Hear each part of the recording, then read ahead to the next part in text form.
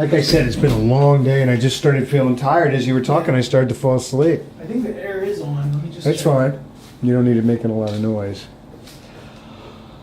Yeah, it's 77 right now. The air is on, so I guess I think it's the lights will probably. Perfect. No problem. So you'll probably get a little bit cooler as the time progresses. Okay, but this part's all getting edited out, right? Yeah. Okay, 'cause I just get a little high sign and do. Which one's filming me? All three of them? All through, yeah. So then you cross-cut later? Yeah, I do all the editing, like post-work, which is it's a lot of work, but it's also fun because I get to watch the episode over again, and I'm like, whoa, this is actually really good. Like every episode I've watched multiple times, and I'm like, this is some good content.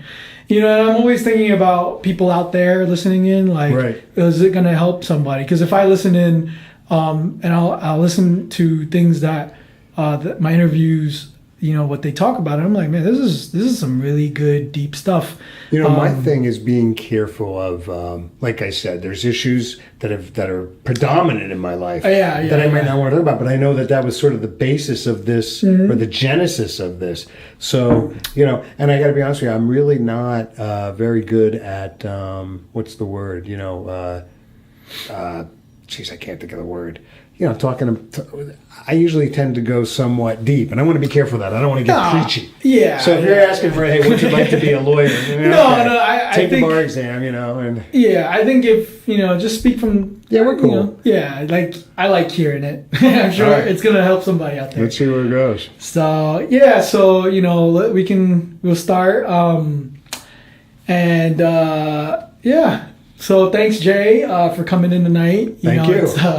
It's I think we're like at 9:00 right now, but I'm running a little late, but it's okay, right? Yeah. Jay's got his own practice, so I'm sure you got your own hours. But I have today with me Jay Weinberg, Esquire, right? Correct, Esquire.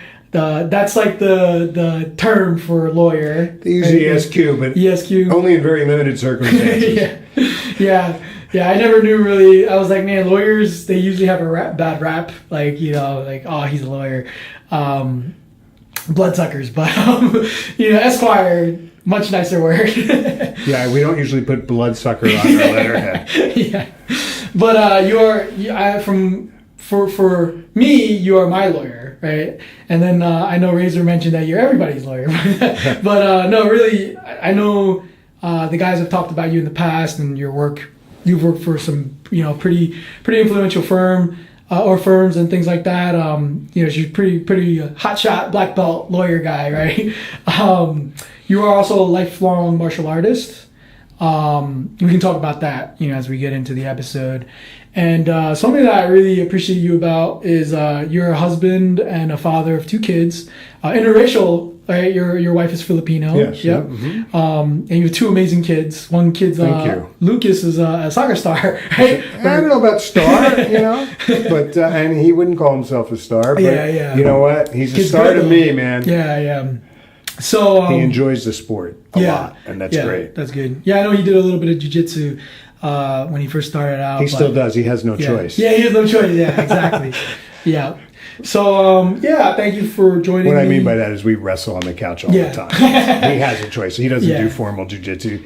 Hopefully we'll get into it one day, but, you know, we play around is what I meant. Yeah, you know? Absolutely. It's part of the fun in the living room. You got to wrestle. Yeah. Kids love to wrestle. You know? I think as a father, it's probably an important aspect, right, to build with your son. And and my daughter, too. Yeah, okay, and your daughter. We can talk about that. Yeah, absolutely.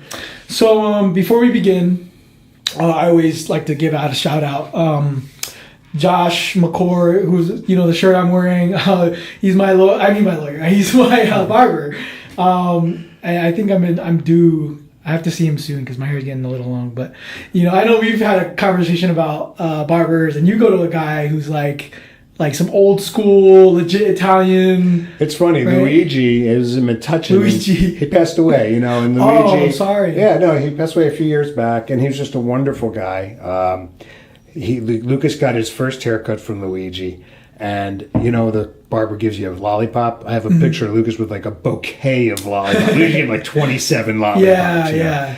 And Luigi brought his own wine press here because he wasn't satisfied. Wow. He brought his own meat grinder, and I would go in there and he couldn't make money on me. He would bring his own prosciutto, his own tomato sauce. He gave me his own wine, and he was in Metuchen. That's awesome. He had the old pole going, and it became a classic place to go for me. Wow. He passed away, unfortunately, and I have trouble. I get my hair cut by a lot of places, and I get that sort of chia pet thing going on. I like a scissor cut. Yeah. So his brother is in Carteret at the Sportsman place. Okay. So now I actually drive. For me, it's a half-hour drive, but it's you go there. There's no appointment. You walk in, and it's it's a little bit of an experience with your barber. Yeah, he's a good dude. Yeah, Josh is McCore's barbershop in. Oh my gosh, I always forget the name of the town. What's the town that Chris and Liam live in? Is it? Oh my goodness. Not sure. Do you live in Monroe? No, it's right there. You'll get it. Yeah, I forgot. I'm glad to hear he opened his own shop. And definitely, check him out. Yeah, he trains at our gym. Yeah. He started with Jimmy in kickboxing, and then now he's going into barbering. And he's actually growing. He's already getting enough business to open another chair. He's getting guys to come in to cut with him. Actually, it's funny that you mentioned Metuchen. My previous barber, shout out to you as well, Khalil. He owns Razor Sharp Barbershop out there. Okay. And he's very successful. He's a very successful businessman. He also did MMA and stuff. But he also opened another shop in Westfield called the Wolf's Den, I think it's called. But he's doing fairly well. I couldn't go there anymore because it's just too far, man. Yeah. For me, I'm like, when I didn't have a job, I was like, I could, it's like 45 minutes there and back. It's like, and then the 30-minute haircut is like, all right, a little less than 2 hours for me just to get a haircut. It was worth doing because I was fresh as you can be, you know. But once I started working, like I was like, man, I can't cut 2 hours out of my life to get a haircut. Yeah. So Josh is also a maestro. He's very good. So yeah, if you guys are interested, check him out. McCore's Barbershop and Razor Sharp Barbershop in Metuchen and the Wolf's Den in Westfield. So let's get into you now. Before we get into anything, I think something that I really respect about you is you're 50 years old now? 56. 56, wow. So you're 56 and you look like Hercules, right? No, man, I'm no Hercules. You take your shirt off after, a hard roll and you're just like, you're very in shape, Jay. And I'm sure you attest that to your martial arts. A lot of it, to your workouts and just taking care of yourself. Yeah. I know you started out, you told me, with Kung Fu, and then you got into Jiu-Jitsu. Why don't you talk about that? Your foundation, what you trained, how long have you been doing it, and how did you even find out about Kung Fu? Because if you go to I feel like you go to a Kung Fu school today, it's like they're not teaching you anything that's probably real or anything. It's like I don't know if the paradigm has shifted a little bit. Everybody's trying to be like an MMA school now. Yeah.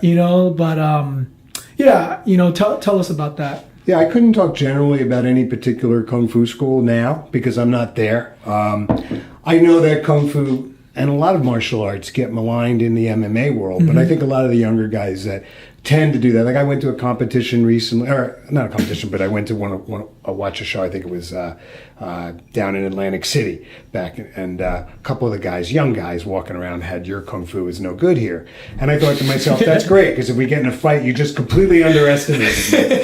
Perfect. So anyway, I was at Trenton State College. I had grown up in New Brunswick, Franklin area. I was into sports, but I actually wasn't, I was younger than a lot of the guys in my grade. I had I actually really found out, years later when I started seeing people having their 40th birthday that were in my class, and I was 38. I'm like, son of a gun, Yeah. But I played sports, but I wasn't great at it. And I enjoyed basketball and stuff, but I didn't really play a lot of organized sports. But I enjoyed it. When I got to Trenton State College, really what happened was a couple of guys, one of them became my roommate, close friend to today, Ricardo Sabagal, was doing Kung Fu. And, he and his other buddy would talk about it a little bit, and I saw them doing it, and they would train outside. And I always loved nature. I always loved being outdoors.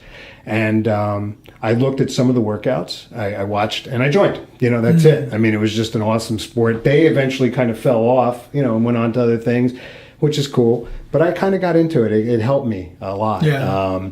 It helped me focus. I grew up in Franklin. I graduated Franklin High School in '79. I graduated in '04. And we partied a lot. Franklin was crazy. It was a great place to grow up. We had a fair amount of diversity. Yes. Anyone who grew up in Franklin grew up with a group of guys and girls that went to Temple Bethel. Mm-hmm. I'm Jewish, and we just integrated into the system there. So if you grew up in Franklin, you were exposed to a lot of Jews. Yeah. And but it was somewhat of a rowdy place if you looked for it, and I did. And we partied a lot. And when I got to college, it became I saw people from around the state, mostly New Jersey, Trenton State College, College of New Jersey, and some from out of state. And they were beginning to, experiment with the party life and enjoying themselves. And I realized, I couldn't continue in that vein. Mm-hmm. It just, I'd already done it, although I didn't stop. But for a while, Kung Fu just drew me in. Yeah. I'd also dealt, my father passed away at an early age, around 17. And I think spiritually, I needed something.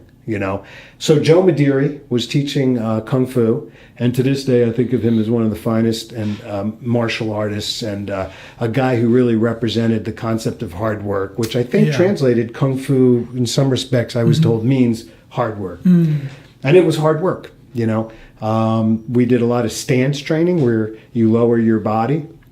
And what's very interesting is you could stand in line in Disneyland with cotton candy for 3 hours waiting to get on a ride, and you're okay if your legs are straight. But bend your knees a little bit, squat down, or step into a back stance or something and hold that in 5 minutes, 10 minutes tired. Or longer. It can be excruciating, and with that pain, the concept was that is energy. And that you harness that energy. Sounds very philosophical, but it was actually very pragmatic. I mean, you felt it, you breathe in, you grab that energy, that your body is creating, and you try to breathe in and try to feel that energy flowing out of your body in different ways. And regardless of what anyone might think, I could change what you think by having you do a couple of the exercises. And I actually would like to speak on that because I was a skeptic. I actually grew up doing Kung Fu and kids and stuff like that. Right. And as I got a little older, I was like, man, this is stupid. Boxing's so much better, or this is so much better. I think boxing's a great martial absolutely. Art. Yeah. I'm not saying it's bad, but I looked down on Kung Fu. I thought I thought it was cool as a kid, but then as I got older, I was like, oh, kickboxing is better, or this is better, wrestling's better. And then, I think what the whole point of Kung Fu was you forget what it was created for, right? You introduced me recently to John, who's an acupressure therapist. I was skeptical, but I literally destroyed my back doing squats. I again herniated my disc, and this was one of the worst herniations that I've had. And usually it takes me about maybe 3 weeks to a month to recover. I went to see John, and he was doing some stuff to my back. He did cupping as well.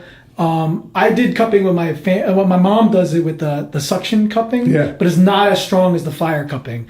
Right. And he did it, and dude, I don't know what happened, but 3 days later, I was back on the mats rolling, and I was fine. And he taught me something. He taught me the Qigong stance, right? And I was like, I was like, all right, buddy. I was like, thanks for fixing my back, but this is a little. He said, just hold your stance for 20 minutes a day, and let me know how you feel. So I started doing it, and he mentioned how, think about yoga, think about Western versus Eastern ways of kind of getting your energy back, right?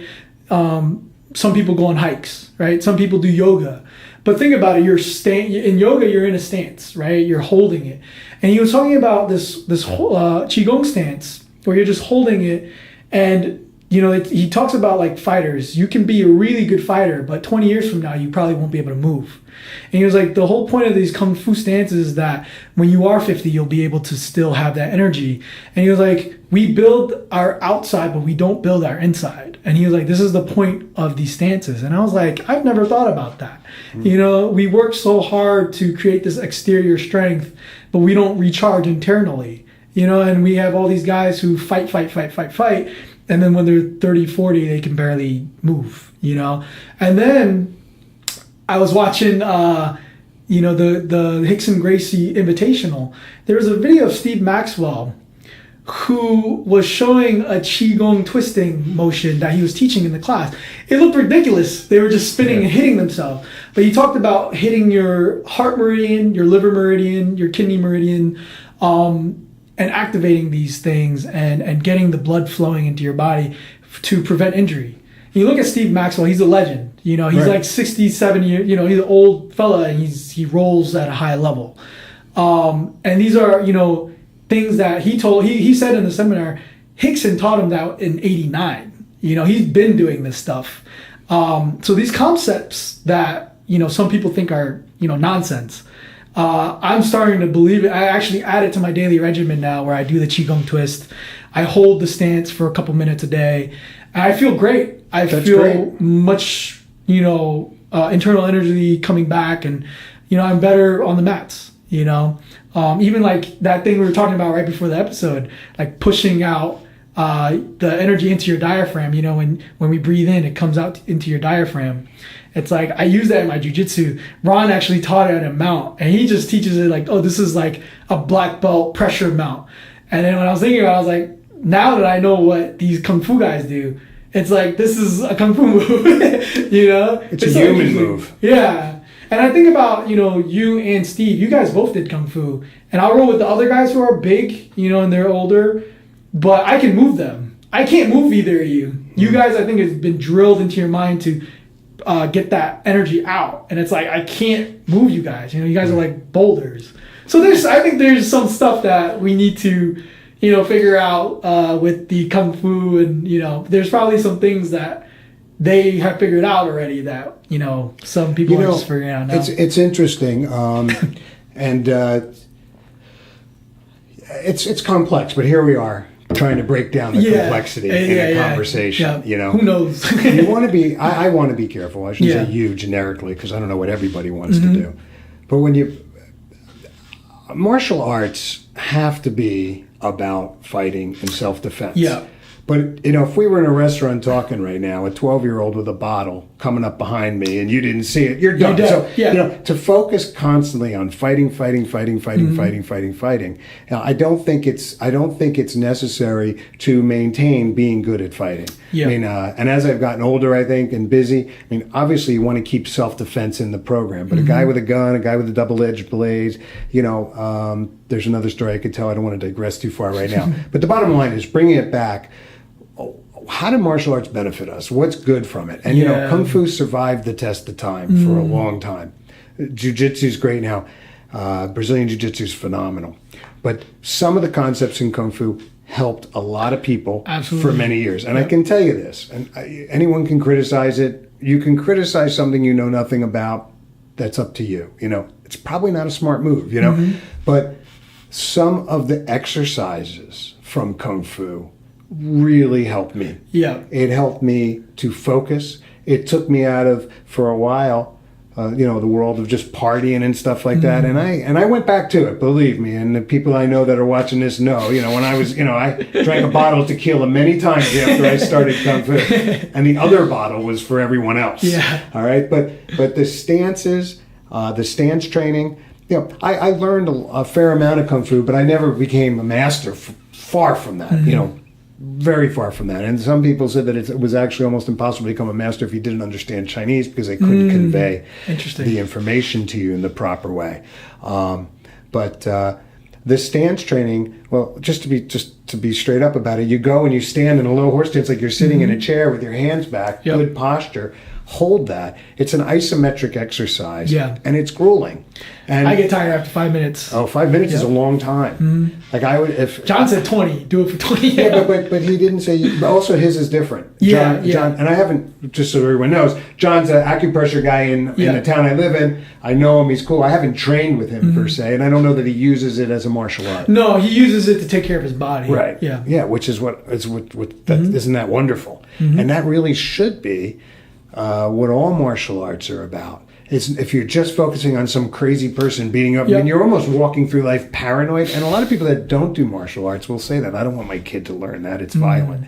No. You wake up like Renzo Gracie said in a quote, and a lot of people have probably said it, Renzo Gracie being one of the original jiu-jitsu guys, Brazilian jiu-jitsu guys for the mixed audience. Every morning you wake up, you fight. Yeah. Yep. Every morning, everybody wakes up. I mean, I don't want to make it negative, but you're fighting. It's true. You're getting up and you're living your life and you're working hard. So, Kung Fu, the stance training is phenomenal. It's amazing. You don't need the poles and stuff hanging and the weights and everything and all kinds, and the next new thing comes out. Man, bend your knees. Break your frame, which we use in jiu-jitsu. And the frame really locks people out when you frame in jiu-jitsu at the right time. You want to give your arm, right? Well, bend that frame when you're standing, and you'll feel it, And it's a very, so I met a guy, Joe Mediri, down at Trenton State College, and we trained, and we would go over to I forget the name of the woods all of a sudden, along the Delaware River. We train outside. I love that. It resonated with me. We would you're a guy in nature. We would work on trees. You literally bang our arms on trees and work through these animal forms. And I learned, a couple of the forms, which were a little more fluid, I think, than the karate forms I later learned. Again, people see kata or forms, they think, oh, that's nonsense. It's not. One thing is that when you do these forms, it's almost an encyclopedia of the movements, so you can remember what the movements are. You can pull them out and practice them on your own. So a form is almost like a little bit of a dictionary. It's like a book that you memorize. I mean, it's no different. I think in jiu-jitsu, it's kind of like the same, right? It's we have forms. You need to know every single guard. You need to know how to stay in those forms, You and I could practice a half guard right now. We could go through 12 things we would talk about, and we could drill that without even really talking about it, because it's a form that we're practicing. So the Kung Fu was very good, man. It really helps. It helped me, socially. It took me out of, I was in grief. I had lost my dad, and going out there. And Joe Mediri used to say, and I remember he'd say, right now you're in here, you're training Kung Fu. If you're worried about your grades, if you're worried about some project you didn't get done, if you had a problem with a family member, a girlfriend or boyfriend, you're wasting your time thinking about that right now, because there's nothing you can do about that right now, really. What you can do is improve yourself right now. Focus on the task at hand. Be present. I mean, don't we all talk about that? And let me tell you, you leave there, just like when you leave jiu-jitsu, and you can't even find some of the problems you thought you were experiencing. It just doesn't matter anymore. It cleansed you. And so from a martial arts perspective, who are we fighting there? Are we fighting the negativity that invades our life and winning? Then, so be it. You know? So Kung Fu was where I started. And then you found Brazilian Jiu-Jitsu. And between that, I did karate. You did karate between, okay. I didn't know that. Was there like a specific form of karate? Or you guys, I know at the gym you guys talk about this one dude who's like a killer. I think he's in Highland Park. He's a cop. He's like, you don't want to mess with that guy. Gary Panicella. Even I talked about him. He's a tough Italian. He was an original MMA guy before they had. I mean, he didn't do MMA, but Gary would have. Gary has a reputation that precedes him. He's a dangerous dude, apparently. He could be a dangerous dude. I actually, he asked me to train. He's a very nice guy, too. He has a studio in Highland Park, a gym that he's had for years, and in it he has a martial arts studio where he teaches karate. I actually never trained karate with him either, and he invited me in, but I didn't want him to kick me in the ribs. And he would, I think. But he's a great guy. He's trained a lot of people. I'm just kidding. We have to be. Gary's a very powerful guy. And he from everybody. He believed in karate, and he always says, there's only, you got 2 hands, 2 feet, 2 knees, 2 elbows. There's only so many ways you can kick and punch. He doesn't get caught up in the nonsense. But Gary is serious business. definitely. Yeah. You know, and he needed it. He, you know, at times being a police officer, but. Yeah, so there's I've a heard guy, stories. and then Gary's connected to a group of guys that first brought karate over to the States, to New Jersey. There was a group of guys from Jersey City. Don Nagel went over. Apparently, he was training in Okinawa. And to be honest, I think that's the real stuff. I think he got his black belt in 2 years. The difference there is, and that's not to say he got it quickly or short. There were only so many techniques they were teaching. In the old days, it used to be a white belt was the new belt, black belt's a dirty belt. You know, you've been training, your belt turns black. So maybe however long it took him to get it doesn't matter because he didn't stop training. Yeah. And there's a tree actually of original Okinawan style Ishan-ryu practitioners from the guys that went over in World War II. And actually in New Jersey, there's quite a few. I didn't learn through that aspect. I learned somewhere else. Yeah, I always find karate fascinating. Kyokushin being the biggest one because I mean I don't even know if a lot of people know, but some of the best Dutch kickboxers, like Dutch kickboxing, its roots are in Kyokushin karate, or you know just karate. One of my favorite guys, Andy Hug, he's one of my favorite strikers of all time. He had this axe kick that was like knock you out. Yeah. He did this spinning heel kick and he would try to kick your shin, and he would not knock them out, but he would hurt them so bad that they couldn't get back up after they got kicked. I think he might have beat Duke Rufus like that. Wow. Or no, not Duke Rufus. One of the big guys back in the old, I forget the name. It could have been like Semi Schilt or one of those legends, right? But Andy Hug, he is a legend with a karate background, and he died of leukemia. It was very sad, but at a young age, I think he was like under 40 or something when he passed. But yeah, he's the man. So like I think like karate can get a bad rap sometimes, But now we're seeing this uprising again in MMA, where like Wonder Boy, is knocking dudes out, and then who's the other guy? The Brazilian Japanese guy, Machida. Machida. Karate is back. Yeah, it's like coming back. Man. Look, so to talk about karate, and again, I don't want to be here as as an advocate of kung fu being better. No, yeah. We're just talking about martial arts, everything that's good and what I experienced. I never thought what I was doing was the best thing you could possibly doing, but I always thought I should get as good at it as I can. So when it has a bad rap, I really don't know about that. I don't know because I've seen people who can use it now. When we're talking about competition, it is different in street fighting, and I know. Look, I'm a Brazilian jiu-jitsu fan. I train hard. No, absolutely, and it's a very effective art. There is a difference in MMA and in martial arts. And a lot of guys that are really into MMA say, well, then why don't you come to the UFC and show it? And the truth is, let's face it, in any martial art, it does come down to the individual practitioner. And when you get guys at that level, people, especially people not in the sport, you have to realize you are talking about exceptional athletes. Yeah. I mean, you could take an NFL, defensive back with a nominal amount of martial arts training, and he's going to go through. He's going to kill everyone. They're explosive. Yeah. So we have to understand, that the martial arts is about an individual's relationship with that art and how it benefits them in their life, and not necessarily who they can or can't beat up. How many times do you really get in fights out in the street where you have to defend yourself, depending on where you live and depending on what you're looking for? Because you want to. I always tell people, nothing good happens after midnight. The young guys hanging out. So, but with that said, these are testing grounds, and I definitely agree, that Muay Thai and the guys who can really do karate, of course Brazilian Jiu-Jitsu, I think the sparring, more than all the sparring is incredible. You can always get hit with a lucky punch, but there's not a real great likelihood that a really good Jiu-Jitsu guy is going to get choked out with a lucky rear naked choke. Exactly. Street fighting or any type, I mean, even in competition fighting, like a lot of what you learn in jiu-jitsu, it's like you get punched in the head. There's a saying, it's like you're a black belt, you get punched in the face, you're a brown belt, you get punched again, you're a purple belt, you get punched again, and your belts just keep going down. I think Mike Tyson has said everybody has a plan until they get punched in the face. Exactly. Yeah. So with karate, what happened with me was I was doing kung fu at Trenton State College, and a guy came in that was from my hometown, and I didn't hang out with him, but we knew each other. We were we did not hang out because we didn't like each other. We were just in different social circles. And Frank Bouchonville started taking kung fu a little bit with us, and And then he started to show me karate, and we became friends. We became roommates. And he was doing a style of Isshin-ryu karate, and Frank was incredible, really. And we talk about this guy's incredible, that guy, but he was incredible because of his work ethic. Yeah. And Frank was not a fantastic basketball athlete type guy, but he later told me that he had practiced thousands of repetitions, and he had a heavy bag in his garage, which was near my house at home in Franklin, on Foxwood Drive. And he had a big metal hook attached to a beam in his garage. His parents set that up for him when he was a young kid.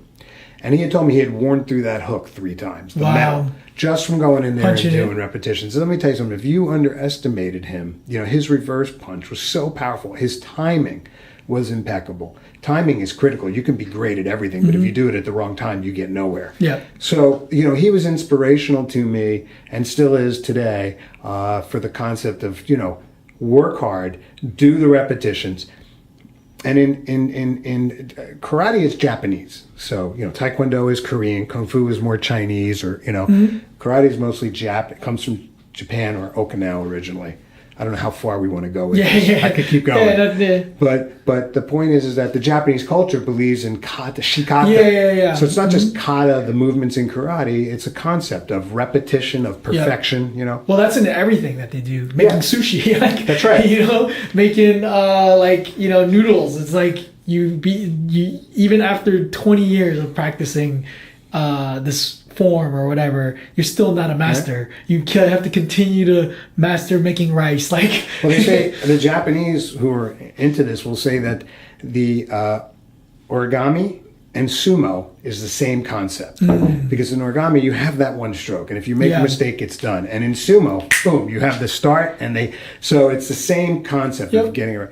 So Frank was a great inspiration for me for karate, and then he switched and he joined another instructor who opened him up to competition, and he fought a lot and he won a lot around the world. Wow, that's and then awesome. I ended up joining that school for a while, and that was Ravi Ravagan, who had his dojo in his backyard on Easton Avenue, right down in across from now. There's there was a Stone Cold Creamery there for a while. I think they make Indian sandwiches there. There's a hill on the other side, and he had a house. And we used to drive up, and there was a circle driveway. Wow. And in that house, Frank and his crew won world championships. Wow, that's crazy. In serious karate happening in that backyard. Yeah. Ravi was very intense. Very explosive. He was a little bit, I would say, ahead of his time as far as concepts of explosion, of dynamic movement, And, my Kung Fu instructor had moved away. I had trouble finding legitimate Kung Fu instruction that resonated well with me. So, I got into that. And then Frank opened his own school, and he became a satellite school to Fumio Demura, who brought karate to the U.S.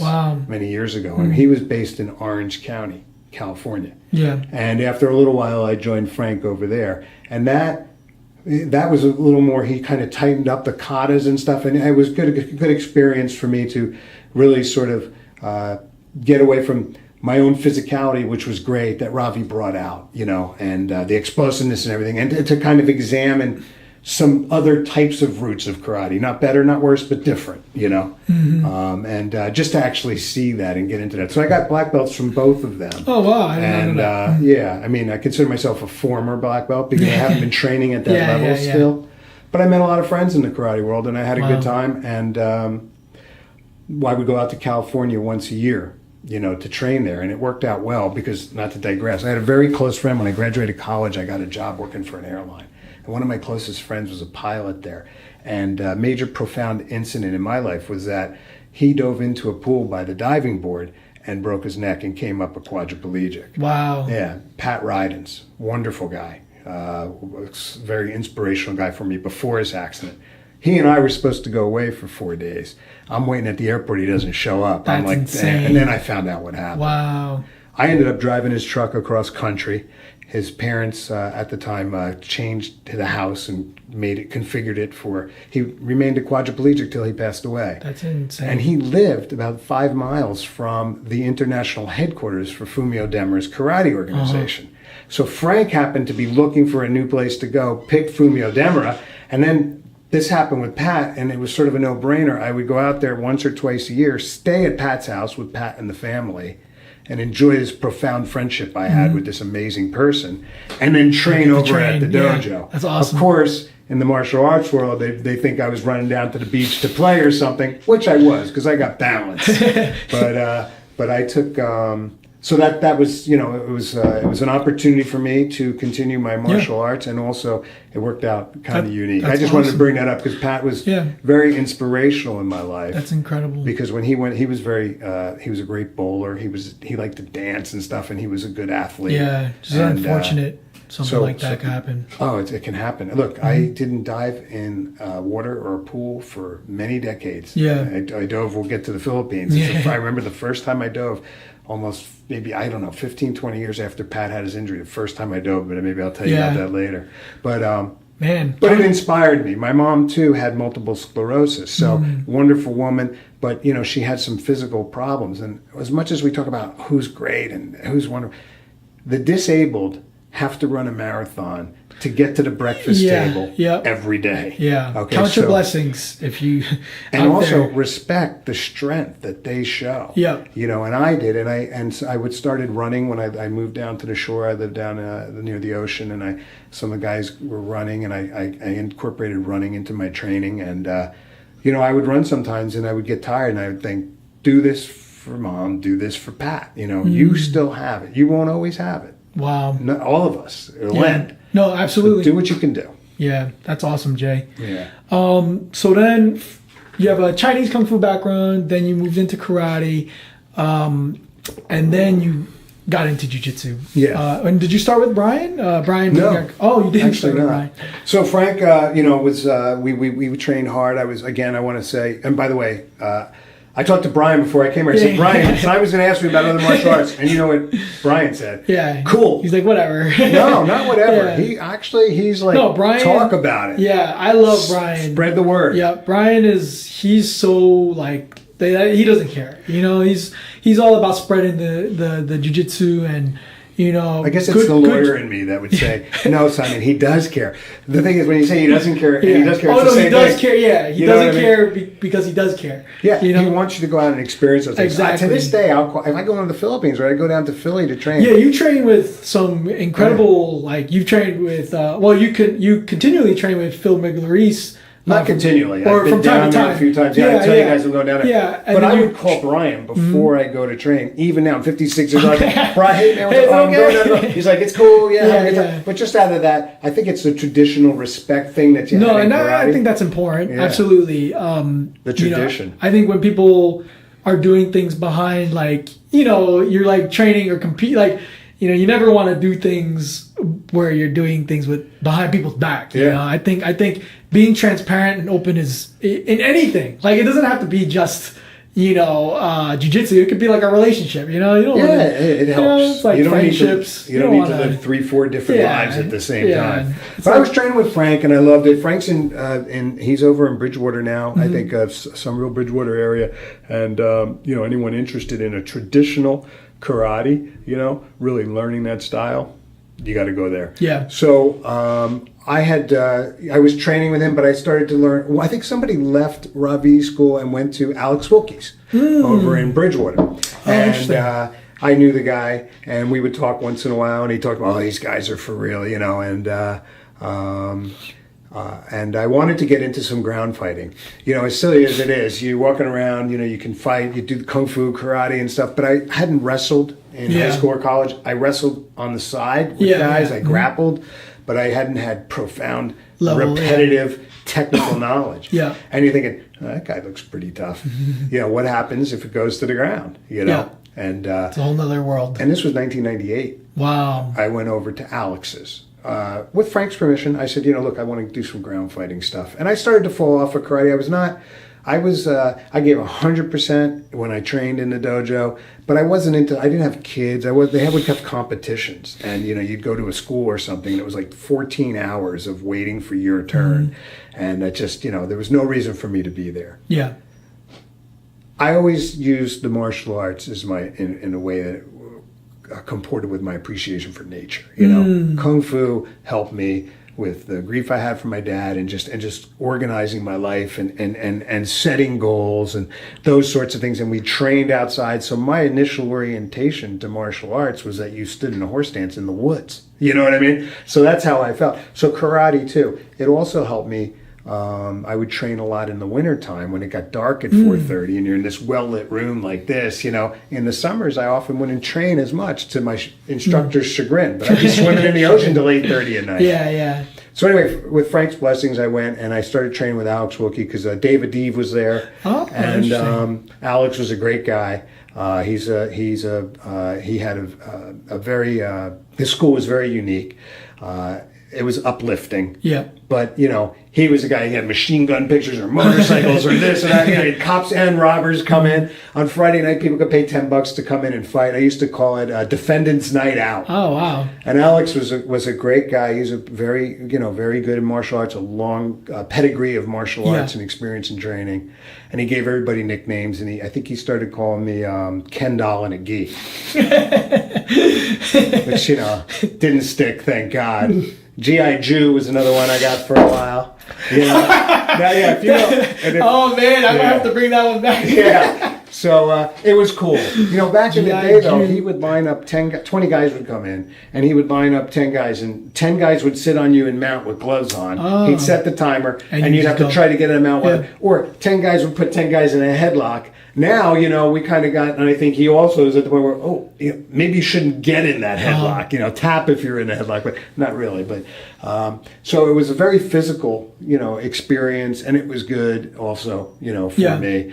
You know, he would open up with, I don't know, 200 jumping jacks and a bunch of stuff. It was, it was a good thing. Good. And I did it for about a year or two, but like once or twice a week. And David would come in, and David invited me to come up, and everyone, but he kind of invited me to come up to North Jersey, where he was in Morristown. That was a big haul, big drive. And David was busy. He would sometimes get in like an hour after class started, and you know, it was kind of hard. You get tired by 9 o'clock at night. So, but that was my orientation. That's what happened. I started to learn ground fighting with Alex Wilkie. There were a few guys there that were very good. At the time, I think he was a blue or maybe new purple belt, Billy Loftus. And Billy's a great guy. He's a black belt now, and he's actually Alex's Brazilian Jiu-Jitsu instructor now. Oh, okay. And Billy and I have helped each other out over the years. He's a great guy, you know. I think, I don't want to misquote, I think he's 175 maybe, you know. You know, he's an older guy now too. Not that old, but, you know, he talks about not rolling with really, really big dudes, really powerful dudes where he can get hurt, and just, you know, using the martial art in a healthy way. So that's what happened. That was my orientation. And then I stopped. I had gotten enough of it. I think one time I remember I was watching two guys with jiu-jitsu tattoos, and they were rolling up in this little ball. And I was like, oh, I don't want to do that. That's kind of weird. It was like half guard. Yeah. But I had gone through and experienced enough. And just for whatever life reasons, I stopped. Yeah. And then a number of years later, a buddy of mine called me and said, look, there's a guy, Brian Katz, over in North Brunswick. He's good, man. And I thought, oh, God, you know, some Jewish kid with nunchucks, probably. You know? Yeah. Brian Katz is not that guy. No, he is not. So that's how I got to Brian. Yeah, awesome. And, I think, I mean, you've you know, faced injuries and things like that. So, you know, I'm sure there's been times where you took times off and came back. And, a lot of time off. Yeah. So, but you've been training for quite a long time, you know. You know, I did a couple, like a year, I would say, 2 years time-wise, but probably maybe what we consider to be maybe a year of training then. And then I came to Brian's, but I had been in a couple of car accidents and hit from behind hard. Yeah. And then plus, you know, life and training. Yeah, you know. And I remember something popped in my neck. I didn't even feel it that night in class. And overnight, like the next day, the burning in the forearm and the fingers. Yeah, that's. I was out. I took off, and then I was done for like 3 years. Yeah, that you can't mess around with. I just stopped, but then I went back. So I've been on and off. Like I'm probably, you know, training 10 years, but I actually, first time I got on a jiu-jitsu mat was in 1998. Yeah, you know, it's incredible. I mean, you could feel all of it when we were rolling. I know the guys that train with us can also agree with me that you are probably the toughest Jewish guy on this time. Oh, jeez. I don't know about that. Or what was it? Razor's like the knife, right? You're like the Jewish hammer. I'm like the corner of the cinder block. Yeah. But yeah, man, that's incredible. Brian calls me a bag of wrenches. or you have a hammer. I'm trying. You know what? Though, all kidding aside, my pursuit, and I think I have some of it. I'm working on it more is to find that smoothness. You know, to find the sweeps. I mean, what I love about Brazilian Jiu-Jitsu is the expression of the human body, the dynamics of being able to move someone else, a resisting force, and all those things. And I've found some people that are fantastic at it. Brian, of course, included. You know, I have so tremendous amount of respect for him, and I'm lucky I found the guy. Yeah, he's a great guy, amazing person. Yeah, Brian's the man. Who I will have as the last episode. Oh, nice. He's my. You say the best for last. But Brian's he's played quite a big role in my life. So now that we talked about your martial arts, it's like how do you tie all that in with how you even got into law? You were partying, you're doing martial arts, you're addicted to nature, like how or why would you even think of law? What drew you to law? That's not something I would think someone with that type of background would probably want to get into. I can't say that I always wanted to be a lawyer. I was driving home one day to my mom's house in Somerset, New Jersey from college in New Jersey. And I passed a hotel on Route 1 and there was a sign, People Express Airlines. I went home, put a suit on, got back, and that was my first job out of college. For a year and a half I worked, or 2 years I worked for the airline, where I met Pat Rydens. And then they had talked to me about moving down to Texas, and I didn't want to continue in the airline industry for any number of reasons. I didn't think it was a career choice for me, although I got to tell you, it was awesome. I mean, I could fly to St. John's for $5. Oh, wow. And then the guy that rented the Jeep said, "Oh, People Express, man, you just brought in like 10 guys. They give you a Jeep for the insurance cost." Oh, my goodness. And I remember we get a couple of bottles of rum with no label on them, and you buy a cinnamon stick and break it and put it in the rum. And the rum was Mount Gay rum at the time. It became Mount Gay rum. They now have a label. And drive around the island and crash on a beach. And I could go anywhere for free. And let me tell you, that changed when I started law school. Yeah. It changed big time. It was a tough transition. But what had happened was the career was running out with the airline industry. I worked in operations control. I worked on the airplane. I worked on the ramp a little bit. It was really cool. I never knew that. Oh, it was a great experience working for the airline. And People Express was notorious for canceling. I worked in operations control. What'd you do there? Canceled flights. But so we can all be mad at you for. Well, it was $39 to Boston, so you had to have a little flexibility. You had $69 flights from Newark to Miami. That's incredible. And it was a party on the plane all the way down. I cannot imagine. People Express we could do a couple of hours on that. I met some good people there that also inspired me, in the course of my life. But I was thinking about what to do for a job when I knew that the airline was over, and I kind of realized I wanted to be able to work for myself, and in order to do that, you have to have talent. And there was nothing in particular that I was extremely talented at, and I wasn't going to start a law school. Start a martial arts school. I didn't see that as a career choice. But I enjoyed, my brother became a lawyer before me. My brother was an English major at Rutgers. He's about 7 years older than me. Brother. Yeah, older brother. 7 years older than me. And he had gone to law school. So I think that obviously opened up the concept and the opportunity. And my mom always wanted, you be a lawyer, get a law degree. You never know what you can do with it. Nothing if you're not a lawyer, But, Jewish mom, got to be a lawyer. So I think, but that obviously had some influence on my decision making. Yeah. She also told me to get into computers in 1979. There you Study computers only. That's what you want to do. And it was like binary, basic stuff. And you'd be making crazy money right now. She said one day, in 1979, she said one day people are going to be communicating with computers. Yeah. Damn, I should have listened. You'd be probably quite rich right now. There you go. Yeah. So anyway, so law school was I want to say it was default, but I enjoyed. My brother had gotten a job at the prosecutor's office, and then he was working, and I got to observe him. I went up to Boston when he was in law school a couple of times, and again, I felt like it would give me more discipline. Just challenging myself. I wasn't totally cut out for the heavy scholastics. And I remember my brother said to me, "You're not going to law school to be the best law student. You're going to law school to be a lawyer." Wow. And I had worked at this great job. So I told myself, get a 3.0, get a B average, work, because you got to make money. Yeah. Don't worry about what everybody else is doing, and go and learn. And the first semester of law school, I was practically miserable. Yeah. I had 6 classes. A lot of the kids had law backgrounds of some sort or another more than I did, and it was very challenging. You know, but I decided that's what I wanted to do. That I would get that law degree and see what I was going to do with it. Yeah. So you stuck with a lot of you had a lot of grit, and you just cut right through it. It was a lot of hard work. Yeah. Yeah. And then after you graduated, did you immediately begin working for like a big firm? You had to pass the bar, and talking about concepts in this dialogue we're having, it was very interesting because the bar exam, there were logic type questions. I can't remember an exact question, but let's say there was a section that you think would have nothing to do with law. There's 4 houses. One's green, one's yellow, one's blue, one's red. One has purple shutters, one has blue, one has no house with an orange door can be anywhere next to any. And wow. What house did Joe go into? And I was crying. I got them all wrong. I had no idea. I'm going through. So what happens is you get old bar exams. You can get them. Yeah. And you go through the old bar exams and you fail them miserably, and you realize you spent money on law school 3 years, away from being in jacuzzis around the world with the airline, and you ain't passing the bar.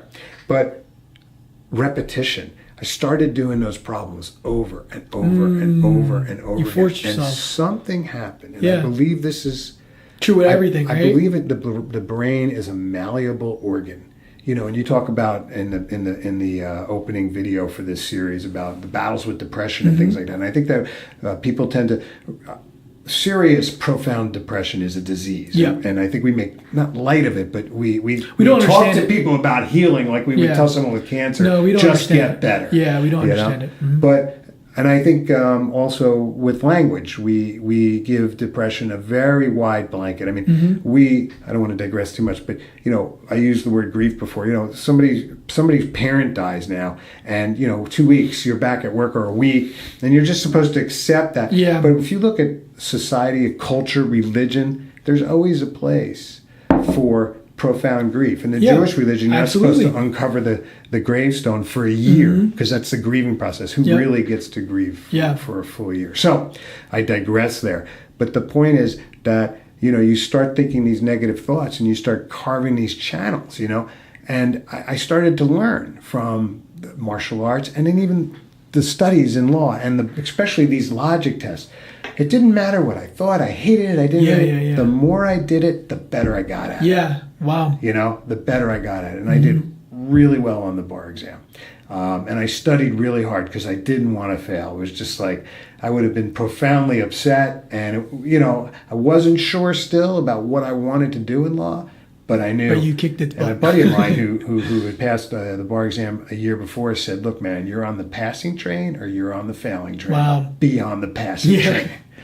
Be on the train. And how do you get on the passing train? You stay on the train." And so that was the lesson there. I think again is repetition of technique. Yep. That's a basic level of excellence, of expertise, but some people never get there. If you really want to excel beyond that, you can't just do that rote repetition all the time. You have to start to add some flavor to it. But initially speaking, don't let your mind get in the way. Just keep going. Yeah. Just keep working it. Just drill.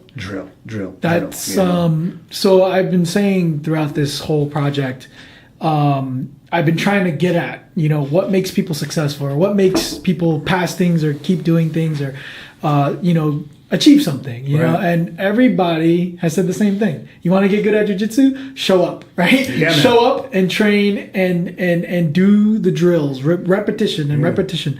As you're talking about passing the bar exam, you as you said, you couldn't accredit it to your, innate knowledge, right? Yeah. You had to learn. Right? And the only way for you to learn was to drill, constantly, so to speak, practicing. And then people. Oh, sorry. Go no. I was saying, and I'm finding that to be the key to everything. Right? Just show up and practice. You know, there's a book on mastery that I've been reading, or I've read, where they say 10,000 hours is what is required in order to master something, but you need to spend that time practicing, right? In Brazilian Jiu-Jitsu, 10,000 hours is what's needed to master your blue belt. Yeah. Right. Exactly. You know? And then, you know, and so many things, even the Book of Five Rings, I bring up a lot in this, you know, podcast. I think about that book a lot. It's like you become a black belt at something, but it helps that black belt translates to everything else in your life because you've learned how to if you let it. You've learned how to overcome you know, times of great, you know, resistance, right? If you quit, you would have never gotten your black belt. That's right. So as you beat this resistance and you've become a master at something, you can master almost anything else because you have that ability to keep going. You know, you've learned to beat the resistance, you know? Yeah, people say it's going to take me 6 years to do that. And there's, you know, the famous saying, well, if you don't do it, what are you going to be in 6 years? Yeah. You know, the couple of concepts that you brought up, one is drilling, the concept of drilling. And I guess this dialogue's going back and forth for, you know, for the 8 people that are going to end up watching this, 2 of whom don't practice jiu-jitsu. You know, the concept of drilling, you know, you'll hear different arguments. Some guy, oh, drilling's a waste of time, or drilling, you know, it's not fun. Yeah. You know what, though? I think that, you know, it's a definitional thing. What is drilling? Yeah. I mean, if you're not a driller, but you're rolling with one guy and you're meeting him at 6 a.m, you know, repeatedly, or, you know, there's guys you roll with and you're not going to always try to kill each other. I mean, that's not what it's about. You're flowing. And that's sort of drilling, right? Yeah. It's a different type of drilling than maybe going through one move. I like drilling. Part of the reason I also like to find days where I'm drilling with guys is maybe it is because I'm older. You know, it's controlled. It's less wear and tear on the body. And let me tell you, you do an hour drilling session with you and I do an hour drilling session. We're going to be soaked, man. It's an amazing workout, flexibility, strength, endurance. But absolutely, I think the concept of repetition is definitely important. It's not the be all and end all though. As you get to those higher levels, whatever it is, whatever you're doing, if you're a professor at Rutgers and you're learning your sciences, or if you're, you know, whatever it may be, a duck carving ducks, whatever, you know, repetition is extremely important, and it's great to get you to that level. But absolutely, I think once you get to a black belt, so to speak, you know, if you're really into your art and you're not still fighting the tide, which is a concept I like to use, you've become a new white belt. You just see how much more there is to learn. And then it's like, whoa, I know nothing. Yeah. And it's true. Yeah. We say it, we give word power to it, and we don't, a lot of people, that's not really true. No, it's true, man. I realized that actually a couple months ago as I've been teaching on Thursday nights, and I'm like, man, everything I've learned so far, it's just a drop in the bucket. Like, this is infinite. And I'm like, I don't know anything. Like, well, this is crazy. There's so this style or this martial art I've been doing, I haven't seen how it's all combined and how it's all connected. Yeah. And I'm just like, oh man, I have to start back from zero again. And you roll with different people, and sometimes it's a very clear study. Brian, I told you, when I go to the Philippines, we'll get to that. I train there with a guy that really opened up my eyes in a different way. Brian opens up my eyes. He says, with his blessings, I go to roll with Ricardo Miglioris, his day class. It's Phil Miglioris, who's become a friend of mine. I had met him almost over a decade. Oh, he did whatchamacallit at our school. And there's one guy down there, Josh Vogel, that I train with, and he's a very unassuming, quirky guy, great guy, really good sense of humor. He has a thing called the Sloth Report. And I recommend it even for people who don't do jiu-jitsu. It's really cool. He has a very unique way. He's a skateboarder, but he really is into body. That name sounds familiar. He's studied a lot of body dynamics and stuff. And Simon, I'll roll with him, and I'll be in his guard, and I'm like, okay, my knees are spread, my base is good, I'm balanced, I'm okay where I'm at. I know he's going to catch me. And then I'm looking at the ceiling. And he's got this sweep, and it's the kind of sweep where you're going over and you compliment him on your way over. Yeah. Wow, nice sweep. Thanks, man. And so you learn intuitively that there's a new world to explore and to learn. in the dynamics of moving the body. But you got to seek that out. You can't be afraid to go somewhere and roll with people that are better than you. Absolutely. So after you got your bar, or you passed the bar, you're now, I guess, I don't know too much about the lawyer world. So once you pass your bar, are you officially a lawyer then? Or? So you got to have, different states have different requirements. Okay. And I haven't looked at New Jersey's in a while because I passed the bar in 1989, so I'm getting old, man. Yeah. But the bottom line is, once you pass the bar and you have a degree, you're authorized to practice law. You get admitted to practice law. Okay. And then you got to find somewhere to practice. Yeah. They use the word practice. And you started out with a pretty prestigious firm? I started out with a small firm. Oh, a small firm. I got a job working for they described themselves as a boutique bankruptcy law firm. I'd like to think I'm talking too much, but that's the point of this, right? Yeah. In law school, I came back to law school after a summer, and I took an international law class, and I was really excited about it. And the professor died over the summer. Oh my God. So they told me, hey, you got a couple of choices here. So I picked bankruptcy law. And I had a really great instructor in bankruptcy law. Doretsky was a competent and a cool bankruptcy lawyer out of Philadelphia. He was really neat. I mean, the last class, he took us all out to a cool Chinese restaurant in Philadelphia, Chinatown. He was pretty laid back, cool guy, very smart. And I was a good student. I by no means was I the best, far from it. But I actually worked hard, and I think I showed moments of excellence, and especially, like I said, I was a big boy. I had worked, before I went back to law school. I was paying for it myself. The classes I liked and I enjoyed, I worked really hard at. The classes that just didn't resonate with me, the teachers I didn't dig, I remember what my brother said, you're not here to be the best law student. Just get it done. Get it done. So, but bankruptcy was cool. So what happened was, it's a long story to make it short, where do you want to do? Well, again, if you've only touched an area of law or anything in your life, people are like, oh, I don't like that. You don't even know. You're just touching the beginning. You don't know what it can become, So I wanted to do something that could help me pay off my student loans. Tell me what job you have for me and I'll do it. And going and doing this bankruptcy class, and it was sort of he had an internship type of look at it where we did live studies. I ended up getting a job with a bankruptcy law firm, and I learned a lot there. And then I was offered a job by a bigger firm, a more, I guess you could say, prestigious firm, which was not really what I was cut out for. I wasn't the guy that wanted to wear a lawyer patch on my sleeve. But I took the job. It was twice the pay, and I learned a lot there. I tried to work hard there. It wasn't a place that I was going to continue on. They were very good lawyers. And I learned a few essential things there, One of them was that I didn't belong there, in a big firm and that type of environment with heavy billable hours. I went to Thailand for vacation. I remember one of the partners said, how come you're not going out to our, tennis club or something? I don't play tennis. I went and I did Muay Thai. I went to Thailand. I traveled around. And I came back. Different breed. What's that? I came back, and I was 13-hour time change. And I woke up, so I went to the office at 5 in the morning, and there were lawyers there.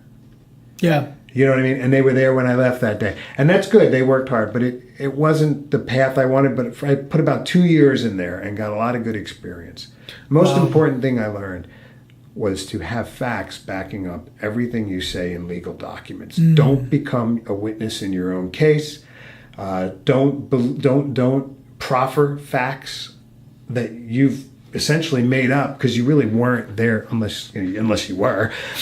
But the bottom line is, I always learned, if you're going to say something, back it up. And have somebody credible to back it up. Or it may not, forget about the game of law, winning and losing.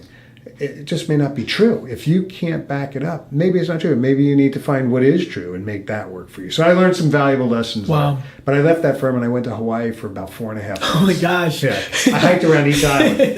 That's awesome. I was done, man. Yeah. You needed to reset. Oh, yeah. Get back. And then did you shortly open your firm? No, I came back because I was practicing bankruptcy law. What happened was, this was a great opportunity for me. I want to say the first firm I worked in, I was really lucky. One of the associates there was Kathy Ferguson, and she really helped me out a lot back then. She was just a very smart, very competent, very relaxed woman, and really an inspiration to me in the way there was one partner there. He did his 3 martini lunches, and he was a very knowledgeable bankruptcy attorney, but we somewhat clashed, know. He just screamed at me a lot. Let's put it that way. And if I'm incompetent, I'm incompetent. Don't yell at me. Just give me a different job. So anyway, but Kathy kept me measured, and she's now the chief judge of the United Bankruptcy Court. Wow, so she went on to do great things. That's incredible. But she inspired me. And then Roberta De Angelis was one of the partners there, and she's involved with the United States Trustee's Office, and she was very measured and calm. And I remember one time she gave me 2 briefs to do, and I was sick. I had like 100 fever, but not enough to not come to work. And they were on both sides of the issue. So I was arguing both sides. They had 2 different cases. Wow. And she complimented me. I wasn't a star for sure, but I did well in court on my feet. So Greenbaum Rowe needed an attorney. They were very busy, and they needed someone in court.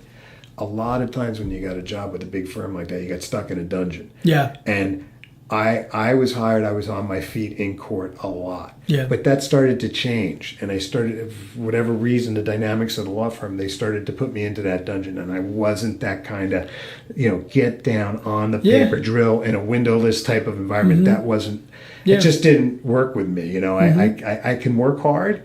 But I can't do 12 hours in a room digging deep on data and numbers and things. That's I can crazy. do, I can if I had to, but now I don't have to because I have my own firm and I've designed it my own way. So I finished with Greenbaum Rowe, and then I realized that I sort of, in a certain way, I don't want to say reached the pinnacle because I hardly became excellent there, but I had gotten to experience working in a large law firm that you really need to be a 4.0 and you need to have be on law review and all the stuff that I knew I wasn't going to do in law school. Because I needed to make money, work, and keep balanced. But I managed to get in and have that experience, It's incredible. So I treated myself to 4.5, 5 months in Hawaii. And I hiked around. I did karate out there. There were some karate schools that I knew of that would kind of meet. But I slept out almost every night outside, camping out or sleeping out. And, Hawaii was wonderful. You are a hippie at heart. Hippie at heart. And I came back and I worked for... That wearing suit. I worked for a few firms doing... I wanted to get some jury trial experience. Yeah. Federal bankruptcy law, there aren't jury trials. At that point, I knew I wanted to go out on my own. So I worked for a couple insurance defense firms where I had the opportunity to do a few jury trials. And... that gave me a little more confidence and more understanding and more breadth in the prospect of law. But those firms are kind enough to let me bring on bankruptcy cases. So I started doing individual bankruptcy cases. Even though they didn't have that, they let me add that to the practice. Very kind of them. And then I left those firms one and then the other, which I moved to the shore because one of the firms was down there. So now I lived at the ocean. And I could swim in the morning before I woke up, swim in the ocean at night, run on the boardwalk. And do your work. I just loved it. And then I opened my own firm. That's incredible. Yeah. And what is for me, you did my house, right? You did a real estate a contract, right? And I know you don't particularly do real estate. I know, and I think we had a really weird situation. Remember, I think the seller's lawyer, he passed away during. Oh yeah, wonderful right? guy. Wasn't it? Too. Yeah. I'm trying to blank on his name, but he was a wonderful person. Yeah, it was really crazy. Yeah. But your particular law that you focus on, I know you got my friend out of a ticket. Is it more defense? Well, this is what I did. I came out of law school, and I started doing. I had some personal injury. I had the bankruptcy cases I was doing, and I started doing a variety of area laws. What happened was my brother, Eric Weinberg, was starting to develop his practice, and he got into product liability and personal injury law in a way that he's major inspiration in the concept of success for me. My brother worked very hard for people. He became. I don't know.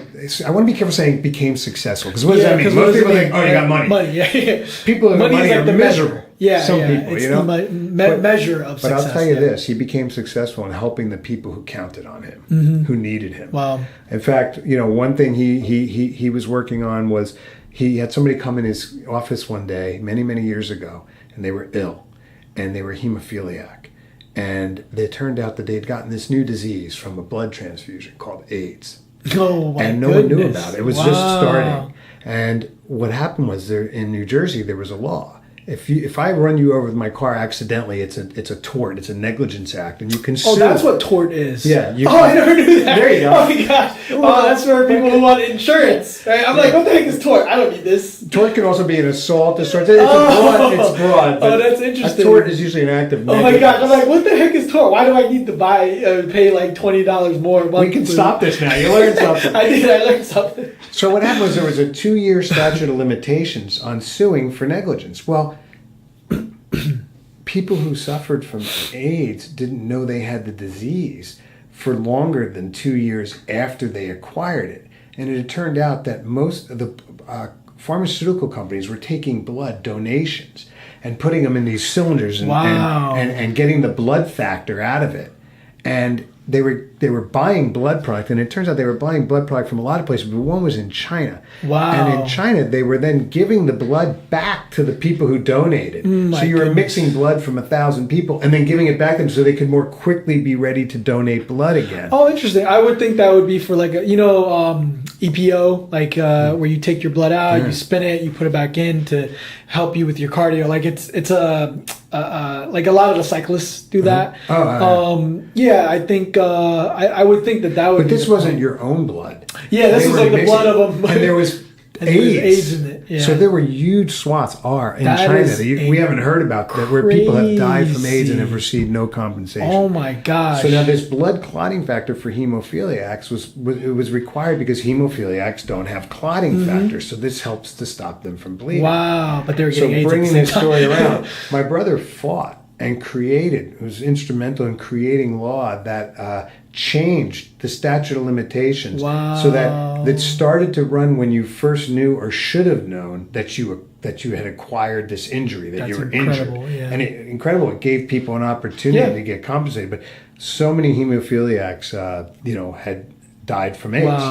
Wow. So he was very instrumental in setting the tone for me on working hard. But what happened was he had picked up Nordstrom as a client. I don't know how it happened, but he represented them in shoplifting, internal theft, organized retail crime. And what happened was these cases would get sent to the local municipal courts because they weren't always so serious, or at least the prosecutor's office didn't think they were serious because they weren't connecting the dots and realizing that this guy who stole a couple of TVs had a ring. Oh my goodness! But these were going to the local municipal prosecutors who were dealing with traffic tickets and all that stuff. And they were overwhelmed, and or they just didn't have the time for it. I mean, we had Nordstrom had sort of a control station with cameras where they would zoom in, and it was incredible. I have friends that do work in that loss prevention. So what happened was Eric flipped that to me. He's like, I don't have time for this anymore. Take it. And then I created a brochure. I marketed it, and I picked up Tommy Hilfiger. I picked up Sam's Club, Walmart. That's crazy. I didn't know that. So I started. So that's how I got into municipal court. I was prosecuting in like 10 or 12 courts, and I was explaining. Like I knew defense attorneys would come, "Hey, give my guy a break." He's like, "Listen, we got 27 pictures of your guy. This is the time we caught him." Because the store personnel can get sued if they don't do a proper apprehension. Oh, wow. So they have to be very careful. So and then I also had organized retail theft. There's a lot of stories to tell about that. But suffice to say, while I was in court, I learned a lot about municipal court work, and I really enjoyed it. And I wasn't conflicted. If you're a prosecutor, you can't represent defendants. But as a private prosecutor for these stores, I wasn't conflicted from representing defendants. So people started coming up to me. They'd see me, in front of the judge talking, "Hey, man, can I have your card?" And I developed a municipal court practice. Wow. Now, along with that, I did product liability. And I worked on one case in particular. I did a number of different types of personal injury and product liability cases, but I had a case with foodborne illness, which my brother's still practicing. And some people had died from Listeria monocytogenes. And it usually happens in poultry product plants. And what happened was this plant was infected. I mean, I went in a plant. You should see. If I showed you how they made sliced turkey meat, you might not eat it anymore. So it was a huge case, and one of the attorneys that was on board was Fred Pritzker out of Minneapolis, another guy that was very inspirational in my life. Just really drilled the work. And we got a big settlement out of that. I had a client who died. I had a client who lost her, she was pregnant. She lost both of them, and she couldn't get pregnant again. So, we had a group of attorneys working on that, and it was an intense case. Baker McKenzie's the biggest firm in the world, maybe. They were on the other side. Wow. And, I remember I was one of the first ones in. I had a big motion against them. They had like 10 lawyers and me on the other side. David versus Goliath. They wanted to say that we weren't allowed to sue under New Jersey state law because federal law preempted it, and they have a preemption attorney who they flew in. So it was very interesting. I wasn't totally into it. I mean, the end of the day, you had to go home and the table was filled. They sent reams and reams of documents, and I had the opportunity to pursue that area of law. Yeah, it was a tremendous amount of work. Not that I don't like to work hard. I work hard at what I do, but that required hours and hours and hours. I mean, on Sundays, the lawyers that were involved in some of these cases, you'd get 10 or 12 emails. Now, it was great for them. Fred Pritzker, in Minneapolis, great attorney. My brother, great attorney. It wasn't for me, Yeah. So you found a different... And I could keep going. I also, I wanted to have that sort of general practice thing, but you got to be careful with general practice because law is complicated. But I wanted to help people, so I got into real estate law. Yeah. Problem with representing people in a residential real estate, the amount of money you make, and look, I don't want to malign $1,000, $100. It's important to make money. But I couldn't walk away from that. The realtors would constantly call. Everybody was there. It's just the type of case. 200 phone calls, 200 emails, and you haven't reached the closing for a condo. You know what I mean? So stressful. So I picked and chose. I moved, with what I had. But I did it, and and I appreciate that because I know that wasn't your thing. I started to blend out of it. I started to move out of it. But I'm doing real estate case. I have cases now in real estate. But what happened was I found that, being in municipal court, I started to get into the criminal law area. And that's what happened. So I do municipal court in different towns are considered less serious offenses and you're not entitled to a jury in less serious offenses. But less serious is really a terminology for lawyers because you can go to jail for 6 months in municipal court. That's pretty serious for most people. And with that, I take some criminal cases. I usually, if I think it's a case of violence, I represent a couple of police organizations. I respect that. I don't respect, obviously as a martial artist, real serious violent cases. I'm not the guy to represent you. Go find someone else. I get to choose, But I will take some, like I have a few cases where I don't believe my guy was guilty. So what happened is my practice has sort of evolved to where, the cases that I can work best with, I do a lot of DWI, a lot of, municipal court type stuff. I do a lot of Chapter 7 and Chapter 13s. And what's good about those... Interesting. Well, for those who don't know, it's bankruptcy. Right? Chapter 7 is a personal liquidation. You wipe out your debt and get a fresh start. Chapter 13 is a personal reorganization where you reorganize your financial structure. But those types of things I can do, and I can go away for 3 days or 4 days. I'm going tomorrow. I'm taking a bunch of Lucas and a bunch of his buddies. We're going to the Barnegat Lighthouse. Oh, that's awesome. Then we're climbing down. Then we're going to swim in Surf City. And then we're going to the water slides. Where is this? Down in Long Beach Island. Long Beach Island. Okay. So I can do that. And the courts work with me. I've been there in so many courts. That's so long. Cool. Call them up. Jay, when are we scheduling this for? Find a date on the calendar. That week I'm blocking off, Okay. Yeah. And, after all these years and doing a good job and being responsible to the court, not, showing up prepared, doing the right thing. We've developed an opportunity to have the courts respect us back, I think, and work with us as human beings. And recognizing that we have an outside life, recognizing that. And a prosecutor says to me, oh my God, I didn't see that video. I didn't know that video was involved. No problem, adjourn it. I'll give you time. Wow. Get ready. Yeah. And that goes back sort of to jiu-jitsu too. Yeah. Hey, I'm injured. Oh, I'm going to kick your ass. No, I'm going to go easy. Tell me what. And you okay? Sometimes you say, you okay? My shoulder's bad. You go after the other shoulder. Yeah. Exactly. So to kind of reiterate what we talked about, I think for people watching, maybe they're somebody interested in going into law. I think a lot of people think it's so like cutthroat and this and that, like law, like that is a very serious thing.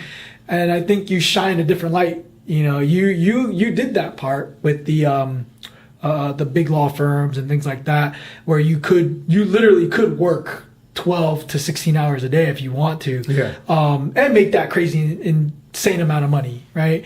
Maybe not crazy insane money. Or sometimes the clients are making the crazy insane money. The risk takers. Yeah. But you can also work where you're enjoying your life and making more money than some of those partners now. Exactly. I'm serious. You can do it all, right? You can choose if you got what it takes, right? Like you talked about even having your martial arts background, probably helping you with just constantly like cutting through and making it happen, right? Like you develop this grit that probably came from your childhood, but then into the martial arts, and then as you did that, now you're this great lawyer living your life, Well, black belt lawyer. See, I want to be careful with that, though. Yeah. I don't. Am I a great lawyer? I try to be. Certainly I would say you are at a black belt level, right? I'm not just trying to be humble. It's just that I have clients. We started this off, and with the word bloodsucker, and that's just the maligning lawyers. Well, that's what most people can think about. To be honest with you, I of course I want to make a living. I have to make a living. That's why I'm doing this. But when somebody decides, I always say to my clients, when before they're my client, we're sitting across from my desk now. Mm-hmm. I want to talk to you about legal fees one time. I will give you a payment plan. Yeah. Abide by it. I don't want to have to be calling you up saying you didn't pay. So the thing is, once we come to a fee agreement, that's it. I don't care if I've charged you $100 or $100,000. I made the decision to represent you. It's the principle. So when you talk about being a black belt or something like that, all I know is that I want to make sure that if my client hires me, that I don't miss a thing that I can get to help them. It's my obligation to make sure that they have full access to the law. And if things are rough and it's looking bad, and sometimes it is, but another part of it is helping them to understand what reasonable expectations they should have. If somebody says to me, I'm going to hire you, but you got to get me off, go find another lawyer because you're guilty. But I can get you a great deal. But not always. But not always guilty. But there's different levels. When you mentioned jiu-jitsu, I can give you an example. I was in trial not too long ago, and the prosecutor was very experienced. This was his last trial before he became the judge. The judge retired that was on the bench, and he was very good. And the cop was a captain. And, we had a non-jury trial in municipal court, and I started to feel the butterflies a little bit. I mean, I've been doing this for how long, Simon? But I'm sitting there at the desk, and it's just natural. I don't know what happened, but the prosecutor was excellent. And by the way, when I would show up to court, there were 2 or 3 or 4 times you show up before you actually start the trial. Come back in 3 weeks. And it was summertime. I'd always bring in ice cold. I had a little cooler. I brought in ice here to the cop, to the prosecutor, ice cold water. Making friends. So, hey man, this is nothing personal. What issues do you have? I mean, there's a few things. You hold your cards. But the prosecutor started going. And I just started to feel, I'm like, whoa, my heart rate's going up a little. Just a little bit. And then I realized, wait a second. In this type of case, the state goes first. I'm not able to talk. And the prosecutor's taking his star witness and going through it. And guess what? I wasn't tapping out. I felt it. But from a jiu-jitsu. I wasn't close. I was safe. I was protecting my arm. And I said to myself, you're fine right now.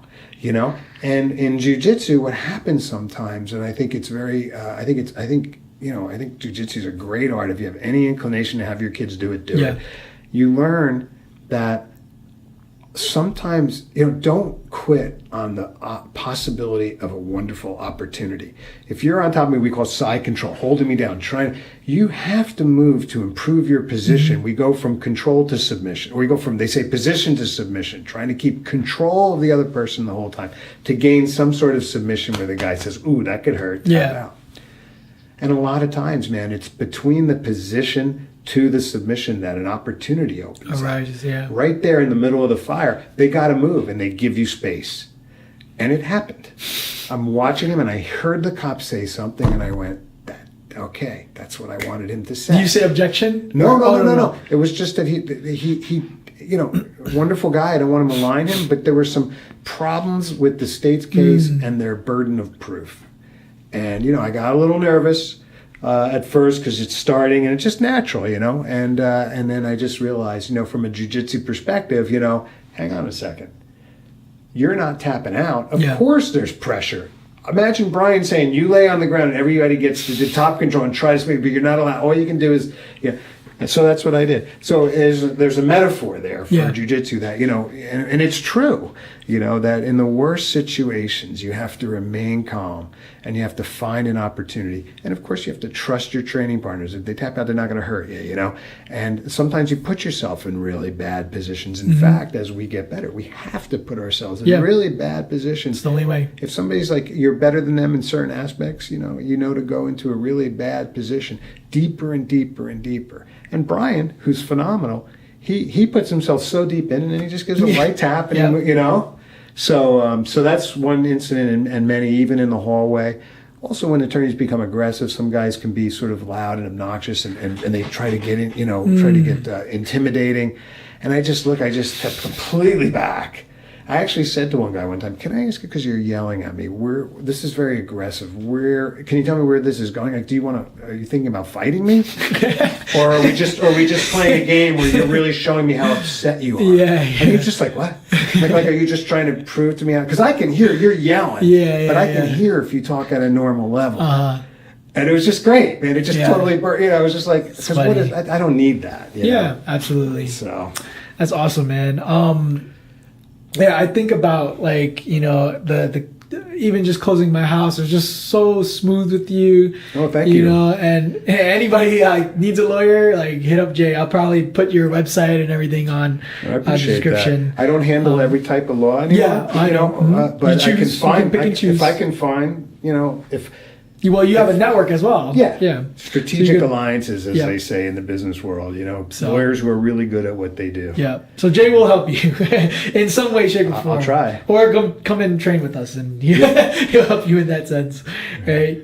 So, one question I come across: you have to appear in court. Have you ever had Often. Have you ever seen me? Yeah. And people are like, "Hey, what the heck? Why are you here with a black guy?" Does that happen? Or, we went out to the Philippines to visit Gigi's family, which you'll get to if I think I'm talking too much. And I rode with Steve Camphius out there, who's a 20-time world champion. Brian said, train with him. Yeah. Steve has become like a brother in a way to me. I think he would say we're very close friends, maybe because we only see each other once a year, so we don't get tired of each other. But he's a New Zealander down there, and super tough guy, man. He's just really, and again, we can talk about if you want his training, his solo training regimens. But not to digress, he nailed me on the first day vacation, and I had a perfect black eye, just a perfect. It was actually beautiful, And there's a picture. There's this shop, and Lucas and I are in it, and it's a Victorian cupcake shop in the mall, and. I think I have a coffee and a little cookie, and Lucas was 7, and I've got this big black eye, and I think Gigi posted, and she wrote something like shiners and cupcakes, Yeah. So, it's part of life. You take shots. I try not to. The ones I really hate are the lip, because, you'll knock your lip into your teeth or something. I mean, obviously there's more serious injuries, but, you get that thing and people are like, oh, because, your lip, it takes a while to heal. So getting nailed in the lip kind of sucks. Yeah. You get hit in the head. I haven't had the ear issue like you have. It's not a good look for corporate type of things. But you get your abrasions. The gi can be very abrasive. Yeah. Guys get lines on their faces. I think I just go to court. Yeah, they don't say anything. I mean, people do. You say what happened. Oh, I got hit. And you tell them. Oh, I was doing martial arts. You must stink. The guy kicked you in the face. It's jiu-jitsu, man. Not exactly. When we get smashed in the eye on the mat in jiu-jitsu, it doesn't even stop the roll. Yeah. Right? Mm-hmm. I mean, but, people see outside, oh, you must have lost, Yeah. So, anyway. Awesome. So, Jay, incredible, just background. It's awesome. So, now getting to your family, I have no idea how you met your wife or anything like that, but I think she's Filipino. She was living in New York. We met in New York City. Okay. Yeah. I always find it interesting because, so one thing that particularly interests me is that interracial dating. Right. I'm about to marry my fiance, who is she's Polish, Italian, and French Canadian. So isn't that what you are? yeah, 100%. I'm 100% interracial. Italian. Yeah. No, I actually just found out I'm 8% Korean. Oh, there you go.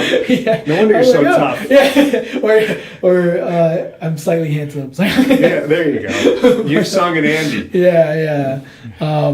Those are guys we K-pops. train with. We're lucky, man. We have diverse group of people. Sung is an episode prior to you. Oh, yeah, he did. Sung played quite an interesting role in my life. He helped me a lot with my confidence. So that's great to hear. I mean, K-pop. Those guys are very attractive looking males, but depending on who you ask. So I got 8% of that. But clearly, if we ask you, they are. Yeah. So on your end, being Jewish, I've quite a few Jewish friends who married interracially. Right. They've felt they dealt with a lot of resistance. Mixed wise and things like that. Was that an issue with you? Not at all. Wow. I got married late in life. Yeah. I was 40 years old. Before you keep going, one of my cousins actually, I have a Jewish family members because they married. I don't know. Maybe I see a lot of Jewish guys that just like Asian women. I don't know if that's a thing. I don't know. I can only speak for myself. And I dated women. I mean, in the past, before I dated people from different ethnicities, different backgrounds. But I'll tell you what, I only married one of them. Yeah. Mm-hmm.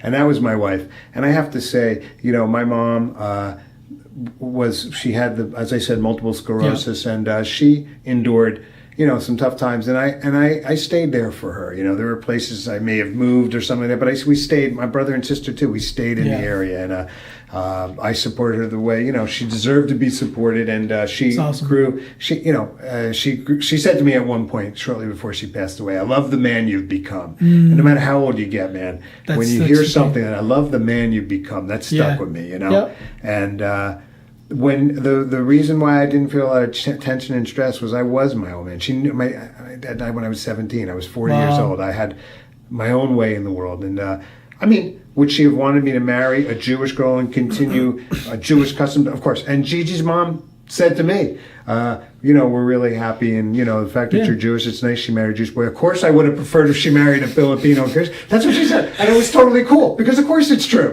But my mom met Gigi. And that's why there was no resistance. Wow. She met a beautiful, kind, loving, sweet person that honestly I was so fortunate to meet. And I'm not just saying that because I know Gigi will never watch this. No way she's watching it. I'm going to tell her, jiu-jitsu guy interviewed me. No way, man. She's not watching that. I go to jiu-jitsu, she's like, have fun. You're like, heart's beating, That's been the key to a lot of successful marriages from what I've been hearing. Even Sung, his wife's like, go to jiu-jitsu. Go have fun. Yeah, get out of here. Well, you come to learn that we need it. For a variety of different reasons, whatever our motivations are, some people need. I know. I feel better when I burn that off. Whether it's I'll go for a morning run. Lately, I've even run 1.5 miles, kind of fast, but I don't have time. Mm-hmm. But guess what? You got time to run 1.5 miles, and I'll run hard. And in this humidity, you sweat. It feels good. So my mom, I think my mom came to realize that Gigi was a woman that was going to make me happy, and that had the right values, and that was good for me. Yeah. And and it worked. She didn't fight that at all. Thankfully. Because that could be a lot of pressure in life to have to worry about that. Absolutely. Yeah. Likewise, Gigi's family, I believe, took me in as best as I could ever hope for, and her father, I became a new father for me. Wow. In a tremendous way. I mean, I have so much respect for him. He's a lawyer in the Philippines. Oh, is he? Yeah, and he has quite a resume. Yeah. That is so crazy. He was involved in the overthrow of the Marcos regime. Okay. And the peaceful revolution. Wow. We're lucky. My kids see books in my house. They see books in her house. They understand the value of a good education. Lucas understands the value of practicing Fortnite for 12 hours a day. But at least he knows something about education's meaningful. Liam talked about that in the last episode. Him and Chris, they both play Fortnite. Yeah, I don't play. So. But I should, because he's disappeared into that. But you know what? Again, not to digress. There's some benefits to those things. We have to be careful to malign it. Social, and there's deep. It's like chess. Yeah. So, bringing it back around, I did not have a lot of stress about what you call an interracial marriage. That's amazing. Yeah. And I mean, obviously, right? Because you have dived pretty deep into the Filipino culture. Like you go quite often to the Philippines. Like I think every now and then I'm like, "Hey Jay, what's going on? Like, what are you doing?" And you're like, "Oh, I'm in the Philippines." Like, and you train with the guys out there. Steve Campus, you mentioned. Yeah. I'm sure the food and all the lifestyle, is it like a getaway? What is it for you? Is it more family? Like, it's interesting. Is it like that hippie internal? Like what? I mean, well, like that feeling that you got in Hawaii when you took that time. Number one, family.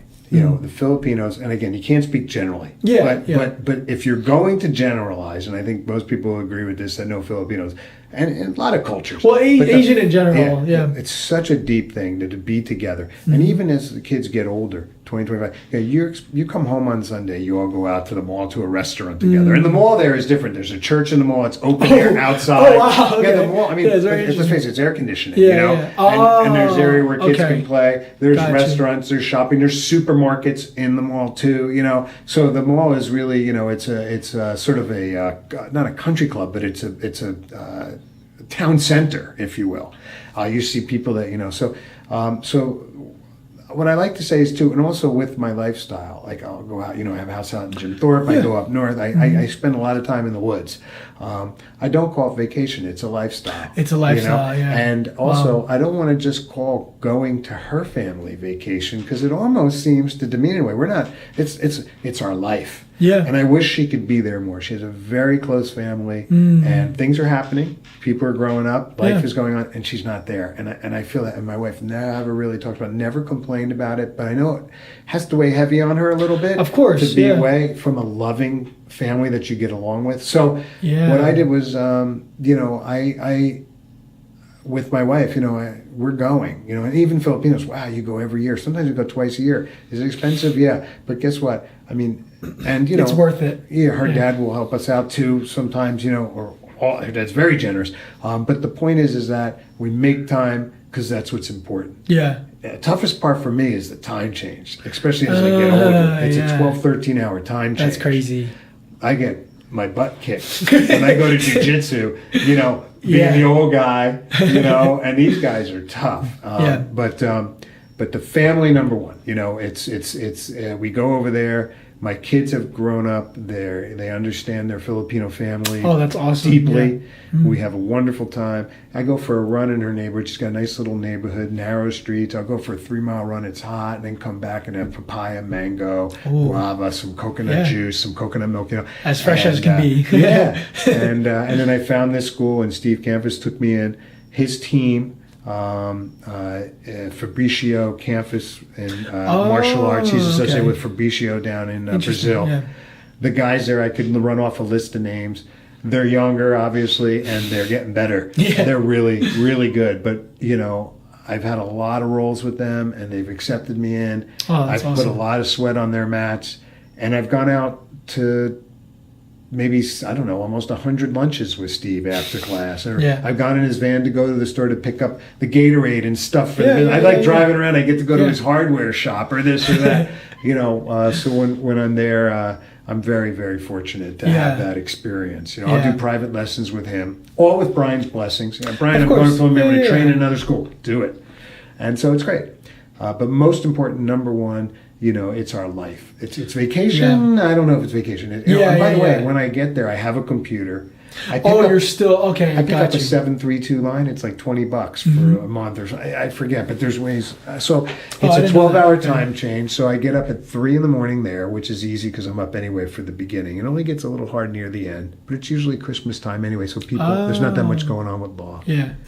And I get on the phone at 3 a.m, and they don't know I'm in the Philippines, and it's 4 p.m. here, and I knock off 10 or 15 phone calls, and I go for my run. Oh, that's awesome. And I come back, I drink a quart of water, and everybody starts waking up. So, I can work, get it done. And, her dad has made accommodations for me to have a little computer and a phone. Oh, that's awesome. And also here, starting in October, September, we put in our letters and all our court proceedings. I will be going to Manila, Philippines from blank. And now I have courts calling me up where I have a case being scheduled, you know, in Piscataway, New Brunswick, Edison, you know, Highland Park. We'll call it, hey, Jay, we know you're going away, right? You going again? You're going to see your wife's family? That's awesome. Okay, so can we push this off? When's a good day in January? Because we want to move it, but we don't want to have it while you're away. Yeah. No, so, that's really cool. So it's worked out. Wow. It's a balance, you know? Yeah, I can imagine. I mean, I'm getting married soon, and congratulations. Thank you. So it's interesting. I'm going on my first family vacation with her. Right. So she has a thing in Maine. It's very special to them. Oh wow, where at? I love Maine. I forget the name. It's like Chat Up or oh my gosh. That's okay. Yeah. Okay. So there's a large homosexual population there. It's near the beach. Are you telling me that because you think that? I don't know. Oh, I know that place. Yeah. There's a great jiu-jitsu school there. It's pretty famous, and I wasn't aware of it. Are you talking about Maine or Are you talking about Massachusetts? No, Maine. Okay, because there's at the end of Massachusetts, there's I don't remember. It's called Chepequa or no? Well, I've never heard of a large homosexual population in Maine in particular. Okay, it's near the beach. It's very famous. Okay. Lots of good ice cream and donuts is like that's their thing out there. Oh, yeah. So yeah, I mean, I don't want to say like, oh yeah, like that's how you would know it, but that's how she explain. Oh, look, and that's ice cream, donuts, and homosexuals. Yeah. It's probably a good time. It's like you say Asbury Park. It's like, oh, okay, but whatever. So. I don't want to. Yeah, there's no negative, connotation with that. It's just, that was the description I was given, and I figured, people would know if I, mentioned that. But anyway, regardless, they go there every year. Maine's wonderful. Yeah, it's their spot, right? And they go for 2 weeks, and to me, that's so foreign. I never went. Are you going for 2 weeks? No, I'm not going. I don't think I can take the time off. But that's foreign to me. I grew up never going on vacation. My parents work 6 days a week. We found out your dad owned a Chinese restaurant. Oh yes. If you walk out the front door of your dad's Chinese restaurant, look across the parking lot, down a ravine, across my house. Yes. I used to hike in the woods. There was a woods before that was built. Yeah, in my father. Yeah, my father's side, my grandfather's 2 brothers. They opened Hunan Delight right next to Kmart, and that's where I grew up to. Restaurant. I should have probably opened a restaurant. I think when they first opened it was Grant's. Oh, that was built that was around, a long time. I think it was built around 1968. Yeah, I used to walk my dog back. It was woods. There was a big hill there and a creek that ran through it, and it was all nature. That was I grew up there, and before Easton Avenue was a 2-lane road. Yeah. So they that's my background. That's funny that we had that. Yeah. It's like I probably met you a long time ago. You probably ordered food from that restaurant. Yeah, you were the little guy running around. Yeah, exactly. So you're going to Maine. Yeah. So I've never had that experience of family vacation growing up. Like I still don't know what a vacation is. I don't take vacation. Like I pretty much work. Like that's what I know. Right. So now it's like, oh yeah, we're going on vacation. And I'm like, oh. Okay, this is a foreign concept. How long are you going for? I'm gonna go for 4 days. Okay. So I was able to get the Friday and the Monday off. So I'm gonna go for a weekend, but that's gonna be added to my lifestyle. Right? It's like every year you add this vacation. Personally, I was never a big traveler, but all of a sudden, I want to go to England now and Japan and all this stuff. Sure. So, I'm trying to open my doors to that as well. I think Trevor, I don't know if you saw that first episode, but he was the one that actually inspired me to get that moving. Yeah. And it's like, man, trying to get the time, because I only get a certain amount of days off at my company. Right. So it's like trying to fit all these things in, you know. But I'm looking forward to it. Like you said, I'm starting to learn family time is very important, in terms of the spending togetherness, and I never had that growing up other than Chinese New Year or like a just like a dinner get together. We didn't really do crazy family things together other than Chinese New Year or somebody getting married or passing away. You know, that was like, those are the important things to Chinese culture. But, you know, getting away for vacation, like what is that? You know, having dinner with my dad was like a vacation, you know, like, oh, we're going to go out and, you know, have dinner with my dad. My dad's going to cook, you know. But enjoy it. Yeah. You know, Maine's a beautiful, beautiful state. You have to let me know where it is. I'm sure her family knows all the ins and outs. But one other thing, you know, about being on vacation, like, you know, when you go to a place like Maine, just remember, it's there when you're not there. Like you look at the ocean, a beautiful ocean and the rocks, and you listen to the sound. It's one thing to look, but you listen to the sound of the waves just taking those shells in and out, in and out. Yes. And you realize that never stops. It's not just because you're there observing it. That's the real world too. And you own that. You're part of that. And you get to enjoy that. And you get to go and see that. And just, you know, I was talking to Brian today. He just got back from a week vacation down in North Carolina. And he absolutely loved it. You know? I think we all need it. And I'm starting to see it. Yeah, and like I said, you know, vacation's an interesting word. Sometimes, hey, man, this is my lifestyle. Yeah. You know, this is going to be a part of your lifestyle now. And I just remember what it's called. It's called Algonquin. Algonquin. Yeah, I've heard of Algonquin. I haven't been there, but that's southern. That's, I think, in the southern part. You know, it's an 8-hour drive. Yeah, it's southern. It's probably below Portland. Look, you got to swim in the ocean up there, though. Yeah, I heard it's freezing. Do you swim in the ocean? And so I'm terrified. I saw Jaws when I was a kid. Well, don't worry. The water's too cold for sharks. No, I know that. But, like, it's so bad that even when I was a kid, we had an in-ground pool. And I legit would imagine a shark swimming in, and I wouldn't, like, I'm a good swimmer. My mom, the way she taught me to swim. I'd be a good swimmer too if I was always deathly afraid of sharks. You're afraid of sharks, you're going to be a good swimmer. So the way my mom taught me was I was like maybe 1 or 2 years old. She would just put a life jacket on, strap me up, and just throw me into the pool. And I'd cry and all that, but then I'd eventually learn, you know, and sometimes when there was nobody home, I would swim. I probably wasn't allowed to do that, but I would imagine a shark, and I would do it as a tactic. Whereas, like, I would jump in and swim as fast as I could to get out of the pool because I would think a shark was coming to kill me. You know, so I had this crazy fear, and I just don't like the ocean. I don't like not knowing what's under you. Like, what is it? There's a saying where, like, we know more about space than we do know about the deepest part of the ocean. And that terrifies the heck out of me. See, I believe in the power of water. I love water therapy. I love swimming in the ocean. I love swimming in lakes. I love being out there and feeling freaks me the heck out. So, can you go in a swimming? Oh, we were talking about your knee going in the swimming pool. I would love to. I do enjoy it. I do enjoy swimming. I'm not saying I like doing it when there's lots of people there, but to have me, like, you know, when you're passionate about something is when you'll do it on your own, right? I won't swim on my own. I will do it if other people go. So, I think I have trepidation about the ocean, though. You will go at night. But I can't. You know, it's out there. I mean, and when you talk about my kids and family, I have my brother, who I mentioned, has 4 boys with his wife Diane, and those 4 boys are now between 30 and 24, and they grew up in Highland Park, the town I'm in now, and they had so many circles of friends, and for so long I was called Uncle Jay. My wife was like, "You're a dad. Why are everyone calling you Uncle Jay?" For years, but those guys, I can remember being out on surfboards when, you know, Noah was the youngest, so he might have been 9 and Jake was 16, like 100 yards out.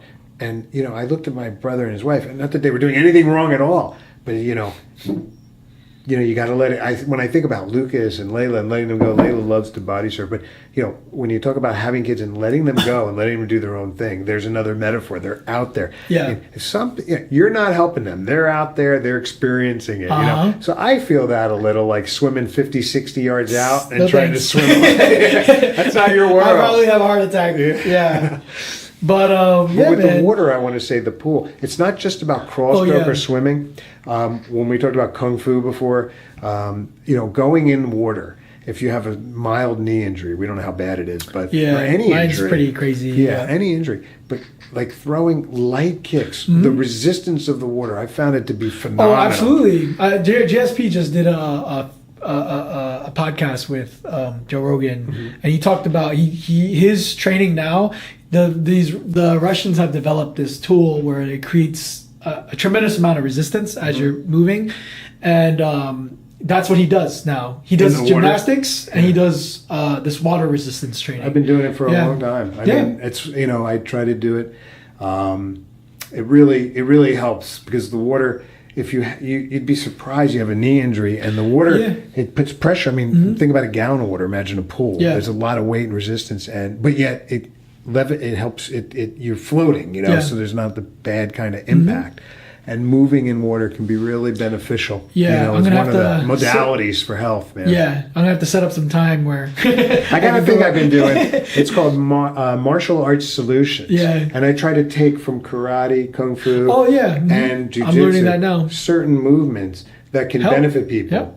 Yep. So you don't necessarily need to join a dojo or school, but if you find that you like it, you can. But there's certain types of movements from all these martial arts that I think, whether you're a guy who hasn't done anything or you're a triathlete or involved in other sports, I believe there's some really great exercises that have been developed in the martial arts that can help you. So I've a couple of people that I've trained. Of course, I'm busy with law, but I'm kind of getting into it. Hey, man. Finding solutions through the martial arts. Of what you're doing. So. Next, I guess we could get into your kids. You have two incredible kids, right? Very cute. Lucas, I think I was teaching him when I was a white belt or blue belt. I was helping Brian, with the kids' classes. I did that for a couple of years. Which I recommend a lot of the younger guys. If you're not in school, if you're not doing stuff, and you go to a martial arts school, particularly jiu-jitsu, if you want to get better faster, I highly recommend teaching kids. It is the most exhausting, mind-boggling, difficult thing. If you can teach kids, you can teach anybody. That and being uki. And being uki. Yep. So Brian will call me. In fact, I got to tell him. He used to do it more, but it comes.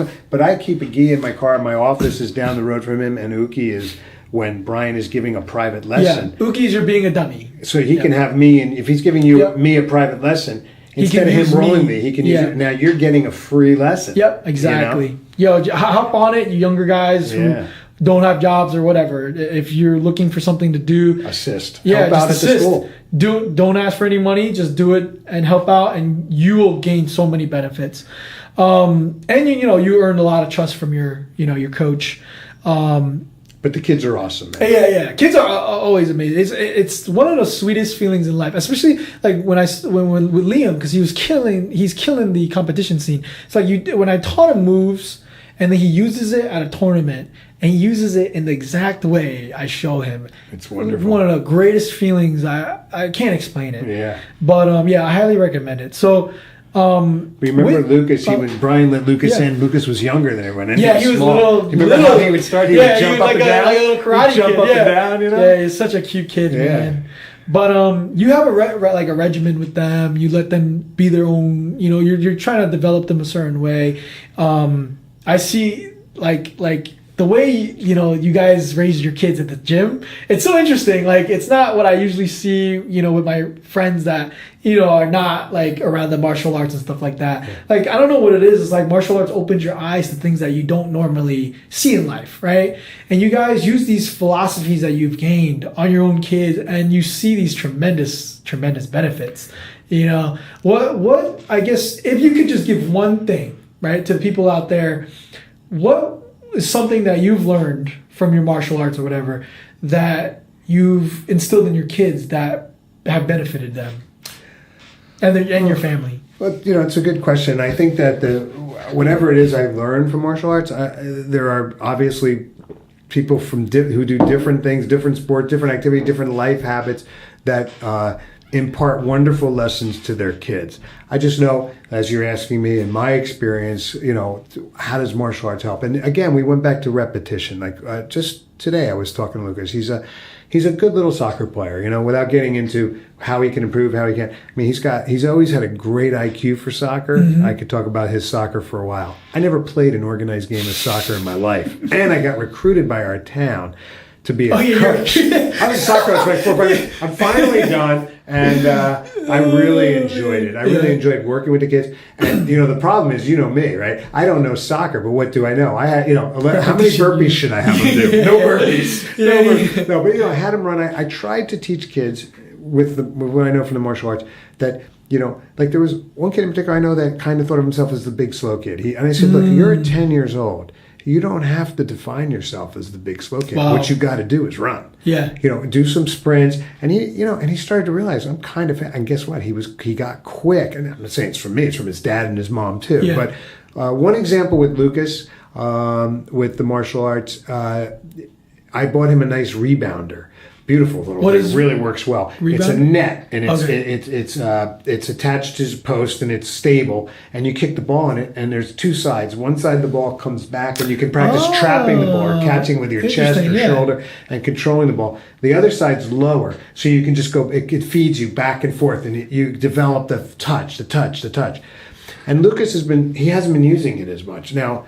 He's going to be joining. He's joining an older team now, and he's going to be on travel soccer along with school soccer. He's been playing a lot of soccer. He's going to play a lot. And stepping backwards here, we thought about travel soccer. I'm not a kind of dad that wants to drive the kids. Sometimes I think for something the dad missed in life, But travel soccer, however, does require a lot. Yeah, if you're on the team, it's for real. And Lucas enjoyed it, and he loved it. And he was good at it, so we did it, and we stayed with it. But he's not a kid that has the soccer ball attached to his foot all the time, which is a good thing. But I know he wants to be good at it, and I know what it takes to be good. So from the martial arts, what I said to him just today again, 15 minutes. You go out, each foot left and right. You get good with that rebounder. In a minute, you could get 100 touches, but that's a lot. But let's say 40 touches, I said to him, So in a minute, 40 touches, because sometimes the ball will run askew, you got to chase it, you make a mistake, or you start looking at, a B. But 40 touches in a minute, times 15 minutes, that's 600 touches. If you do that just 20 times a month, you're going to have 12,000 more touches than you have now. And you have to believe me that without you knowing it, your brain is malleable, like we talked about, thinking repetitive negative thoughts and creating a negative channel. Or it's also malleable, like we talked about drilling jujitsu, or the logic, that some sort of funky logic thing that was involved with a test of what house and what door I took out, I had no idea I would improve. And Lucas, you're going to get a feel for the ball. And what happens is when that ball comes through the sky in a competitive game with a great player closing on you, it's going to hit your foot and roll 2 feet away, and you're going to lose it. Or it's going to hit your foot and roll 2 inches away, and you're going to juke the guy, meg him, go through his legs. So by doing this, your brain trusts your humanness. Trust the potential for learning, something I didn't do when I was a kid. I want you to be better than me. So go out there and get the repetitions. Don't think about it. Don't judge it. Don't say I don't like it. And I say to him, like has nothing to do with it. just get in. And it's your meditation. You love soccer. This is your gift to yourself to go out there and play the ball against the rebounder. And by the way, it's a beautiful rebounder. You know who uses it? Bart, our new dog. He runs, and your dog, he propels himself off of it like Batman or something, like Spider-Man, Spider-Dog. But so that's what I do with Lucas. Layla, I will start to talk to her about jiu-jitsu philosophies. Shh, Daddy. Different girl. Layla's her own girl. But Layla's into dance and theater. Okay. And she's combined them, and she's been on the stage, and she just got invited this week. There was an older group of girls. I mean, these girls are really dancing, and the teacher was kind enough to invite her in. So she's 9, and she's dancing with older kids. So she's into that. So I do practice with her since she's a little girl. I hold her feet, and we do the circle legs. Oh, wow. Interesting, and the pushing, and she really likes it, and you stretch your legs. So the Brazilian legs, I actually have a series of exercises like Mommy and Me or Daddy and Me that, part of the concept of martial arts solutions, ways your kid doesn't even know. That's benefiting them. But she calls it jiu-jitsu. And when Lucas was a kid, I want to pass the guard. And I would cross my legs, and he would climb over, and I'd push, and and he developed that. So without them even knowing it, Lucas is a pretty good little grappler. And Layla plays around. Her legs are very powerful. So I've had her. So it's kind of funny. Lucas and Layla will wrestle a little, and he'll be like, "Layla, stop pushing me away with your legs." And I'm like, and she looks at me, So awesome. So the lesson that I think I've given them is obviously not. I should teach them not to talk too much, because I'm going off here. But no, the concept in initial learning stages and through to quite a high level. Yeah. Repetition of technique. Then you get to a point where you have to individualize it. For the most part, most people don't get to that point where you're such a master of your art. Yeah. That you've chess guy at 2100 level where you've practiced all the openings and closing and now you have to differentiate and you have to find your own path. But for the most part, if you want to get into something and enjoy it at a high level, repetition. Look, even in science, all the different, or learning a language or something, I assume, you have to learn, you got to do the basic work. Yeah, absolutely. You got to memorize. There's sometimes there's just rote memorization. Yeah. Until it becomes instinct, intuitive. Absolutely. So I try to convey to Lucas the concept of working very hard and taking your conscious mind. Of course, your mind is your brain. Yeah. But you don't have to think about it so much.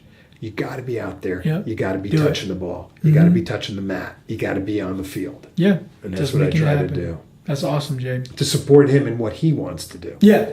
That was very important. You want to be a good soccer player.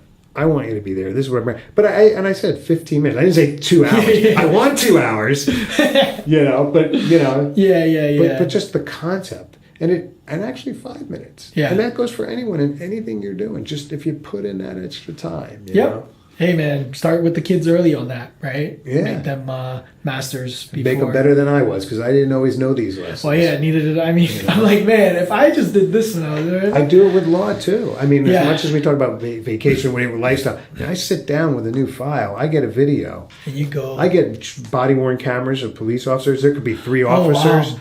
I watch them on an hour video. I'm stopping, rewinding, going. It could take me. Yeah, you're like a detective. 25 hours. Yeah. That's incredible. To a simple, basic case. Yeah. And a lot of times, this officer is the primary officer, but it's this officer's body-worn camera that really gives you everything. And you're trying to find that one just like thing. you have different cameras here, and you find it. That's awesome. The devil is in the details. That's crazy, man.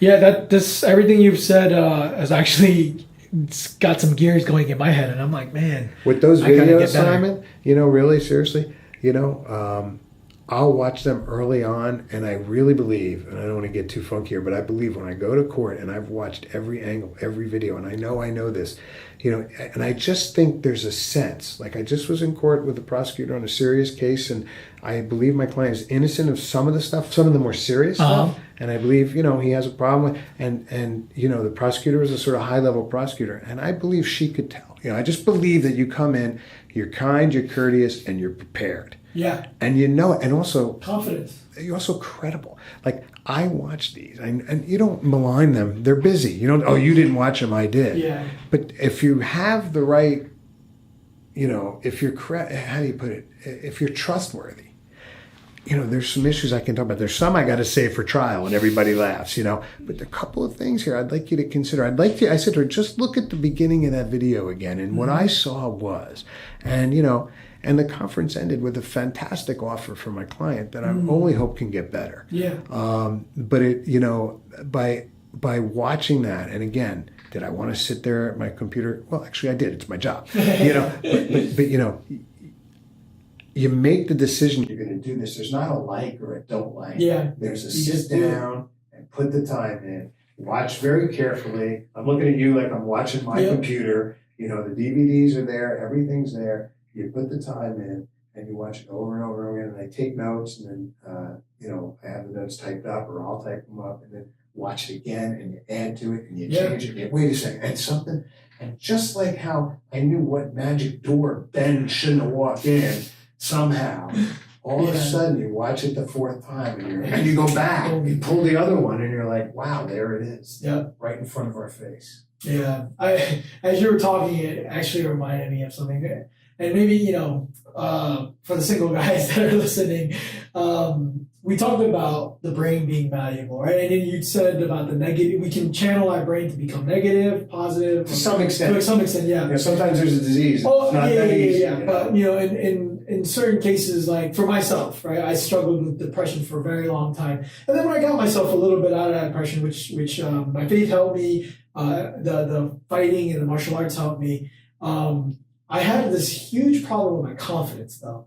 And that confidence destroyed me as I was pursuing after different type of women, And I had this constant like malleable. Like I trained my brain to believe that I was not this, like I couldn't find a girl or I was this loser or whatever, right?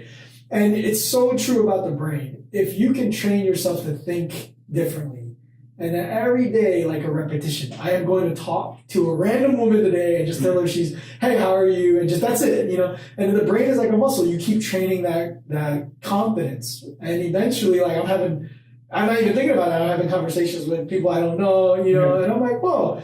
You know, like you don't have to be stuck, you know, in where you think. And as I developed that, I mean, then I failed miserably pursuing a couple of women prior to meeting my fiance. But you have to fail, right? You have to keep going, keep repeating changing the nuances. Actually, you didn't fail. Or yeah. You know, it was just all part of the process of meeting the person that you're happy with. Yes. You know? So it didn't work out, I should say, with those girls. Yeah, right. But each one, I continue to learn, change a little here and there, work, repetition. And then boom, I meet my fiance and I'm like, wow, this is incredible. Like the changing of my brain, reshaping it. Yeah. Is so true. And that's one sense. In jiu-jitsu, it's true. And, work, how you became a lawyer. All those things, even how you teach your kids, they are going to take these lessons and they're going to apply it to so many other things in their future that will make them achieve things, that they couldn't have done if they didn't put that time to build up what they're doing now, it's really amazing when you talk about the brain. I'm not a scientist, but I think I've studied it a bit. And when you talk about the neurons and synapses, and there's comparisons to the number of solar systems that are in the universe. I mean, really, seriously, it's and they're constantly rebuilding, constantly dying. We are electrical organisms. And when you talk about, we conduct electricity, when you talk about Qigong, Tai Chi, and what they do, trying to generate that energy. Interesting. And I used to also think we're kind of flying around here, but when I was a kid, we didn't have remote controls, and you'd walk across your shag carpeting in the 1970s to turn the channel, and bam! Well, you're conducting electricity. Yeah. We are sources of energy. Yeah. And, sometimes I think we take for granted, too, when you look at somebody who's not doing anything with his life. I want to be careful here. I don't want people to, Jay's so corny. But you know what? He's doing something with his life. His heart is beating. His liver is processing. He's kidney. I mean, it is an absolute stunning miracle. It's a miracle. It is incredible. We talk about fiction, science fiction, and this and all that. And all you got to do is look at a heart, really study how a heart beats and circulates and how you oxygenate it. I mean, you can go without food for a certain period of time. You can go without water for less time. How long are you going without breathing? Yeah. Not very long. So it's really amazing. And the brain, I think, when we say the brain is malleable, what are we saying? We're saying we are malleable. Yeah. We are not separate and distinct from our brain. Now they're finding evidence too that the gut has a lot to do with the definition of personality. But I think that there are diseases. There's diseases of the brain called depression. I think that to some extent we use that word too broadly. Oliver Wendell Holmes said, I don't have the quote exact, but he said something along the lines of that the imprecision of language that causes confusion of the mind. He was talking about an agreement that people had reviewing a contract case or something. He said, here it wasn't the exact quote, but I can't remember, but we're stuck sometimes in expressing ourselves, even to ourselves, our internal dialogue, with our knowledge of language. And maybe language doesn't encompass the much wider, broader range of emotions that we experience in life. And because we can't put words to them, we can't understand them. And a lot of times we call it depression, and going back, I don't know why, because you talked about this program, and I've experienced, I've had experiences with this. There's grief, there's depression, there's different types of things that we go through. And some, you may need medical intervention, absolutely. But as far as giving it a shot, and I'm not even talking about depression, for God's sakes. You can be the happiest guy in the world. Yeah. You want to do something. Look, chess is a perfect example, too. I'm not very good at it. But if you continue to play that, proof is in the pudding. Play chess over and over and over and over and over and over and over again. Guess what? You're going to get better at it. And that's your brain. Changing subtly. So, you come to a point where you start to realize that and you play with it. And and you learn two things. You know, you become really good at something, and you realize, like skiing. You know, you go up a mountain and you're like, this looks okay, and then boom, all of a sudden you get up into the higher areas, and it's just a giant bowl. Yeah. Well, then you get into something, and the deeper you get in, and you learn, and when you hit that point. If you want to. Sometimes you just want that 3-month keto course. That's enough. Yeah. You know, you want to do 6 weeks of French cooking, but you don't need to be an excellent chef. But if you do continue, it opens up, and all of a sudden you're confident as a new white belt. Yeah. You know, you get to that, and then you realize, wow. And you've come to realize, you know, and good things happen. So you made those changes for yourself. You decided to have a mindfulness about your confidence. Yeah. And you met your wife. Yep. And, you know, back to depression, I mean, if viewers are interested, there's somebody who I follow that does all this scientific study on the vagal nerve in your belly and things like that. And there's been, her name is Dr. Rhonda Patrick. I'm a huge fan. I listen to almost all of her stuff.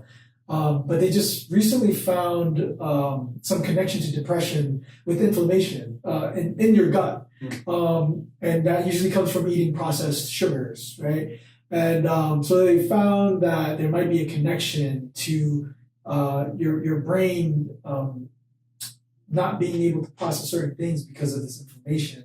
And it's very interesting, and I mean, we are scratching the surface. We're on these mental illnesses. I mean, even if you think about like how drugs are prescribed, most of the time people aren't even given blood tests or anything. It's just like, oh, we'll try this and let's see how it makes you feel, you know? Well, look, when it comes to a drug like that, yeah. Sorry to interrupt again, as much as you want to think of pharmaceutical industry as benevolent, yeah. You know how much money it costs to bring a drug to market? Oh, absolutely. Well, I work in the pharmaceutical industry, so I know all they're that. They're going to have a one pill for all. Yeah. You can't have a different pill for everyone because nobody's making that pill. So continue. Yeah. I'm sorry. So, no, along absolutely. that line. Now, what I'm saying is that it's a prophylactic that may or may not work. Exactly. And the thing is with the medication is that, so in the past, I mean, I don't want to get too much into it.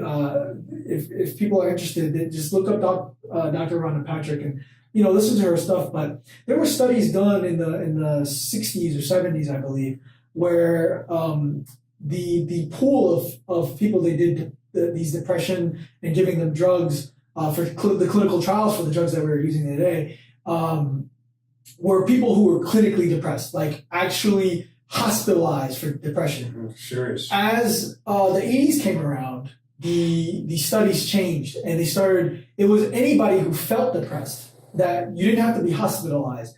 They found that, I think the number, I could be wrong, but it was for the hospitalized folks, those drugs helped 60 to 80%, I believe, which show that these drugs work. When they used it for people that felt depressed, going through a situation or whatever, they compared it to placebo, and they showed that placebo was 30% effective, and the drugs were only 40% effective. Only 10% more than the placebo. So now people are being prescribed these things for something that they actually could have dealt with by exercising, talking, physiological changes. Yeah, exactly. Emotional. Not technically, being true clinical depression, And I'm also somebody who's very like, man, make sure you get blood tests, make sure you get everything possible, like markers, genetics, done, because once you start taking that medication, it changes your brain chemistry, And for me, I'm like, make sure you really need it. Yeah, because you don't want to say like my doctor, who's amazing. He's like, we tend to medicate 90% with the 10% of the drugs that people actually need, when only 10% actually need it. Look, and it's like crazy. A lot of what I see, I mean, I work on cases with extreme financial difficulty, with drugs. Yeah, so but it becomes self-medication. Yeah, and I'm sitting across from people on my desk. 80% are getting it. Yeah, I'm sitting across from people on my desk where I'm looking at the intersection of criminalization, criminal law, and mental health and drug abuse. Yeah. And the criminalization of self-medication. Oh yeah, and you're now we're beginning to about find marijuana, like CBD, like marijuana, CBD, THC, and marijuana, and the different positive impacts it can have, and things like that. So, I have to work with my clients, and I see the stories, It's and incredible. it informs me. And I see people going to jail for years for some marijuana charge that will not be anything in the next couple of years, And I also see, like you talk about biology. I mean, when you talk about puberty, and not when you talk about puberty, we're talking about puberty. I don't think we're talking about puberty. When you talk about it, it's just these crazy ways we do it. Yeah. And kids, the brain developing. What were you thinking? And I'm not an expert. I work with psychologists a lot. I send my clients psychologists. They send me reports. I read. I try to study this.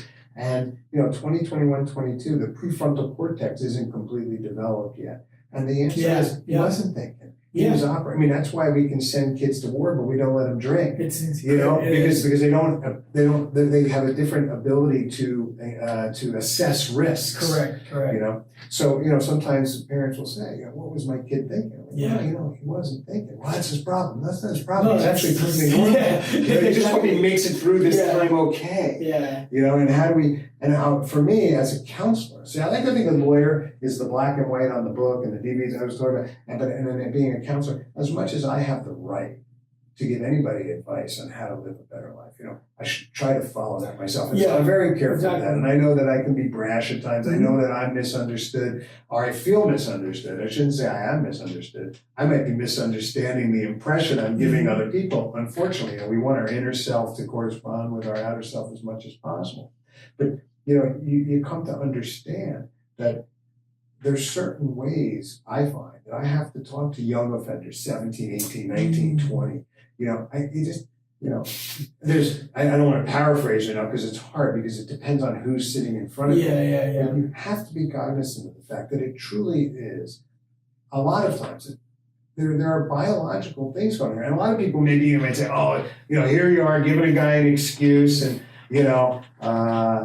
sort of a right-wing approach to it, like, everybody's a victim, I'm just trying to understand people. These things are happening. Why? It's not always because people are horrible or terrible. So, bringing that around, I work with cases where I would say that I'm dealing with, a lot of times, people who could be interpreted to have certainly distress, borderline depression, some drug uses, some conflicts. I mean, I can't tell you how many clients I've had with a dad and a kid, 18, 17, and they are going at it. And I tell Lucas straight out, Lucas, I work with 17, 18-year-olds.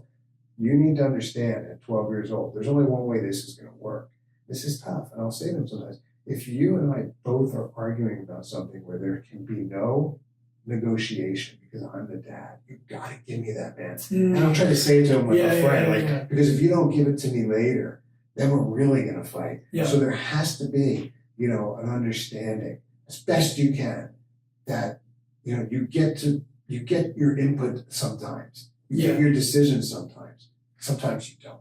It's non-negotiable. But the way to do that is you have to trust. How's your life been so far? Absolutely. You got to trust, and I'm doing the best I can for you. I'm not doing this for me. I'm not telling you you can't stay up till 1 a.m. playing Fortnite because of me. I'm telling you because it's going to burn you out in the morning, and that's just a small example.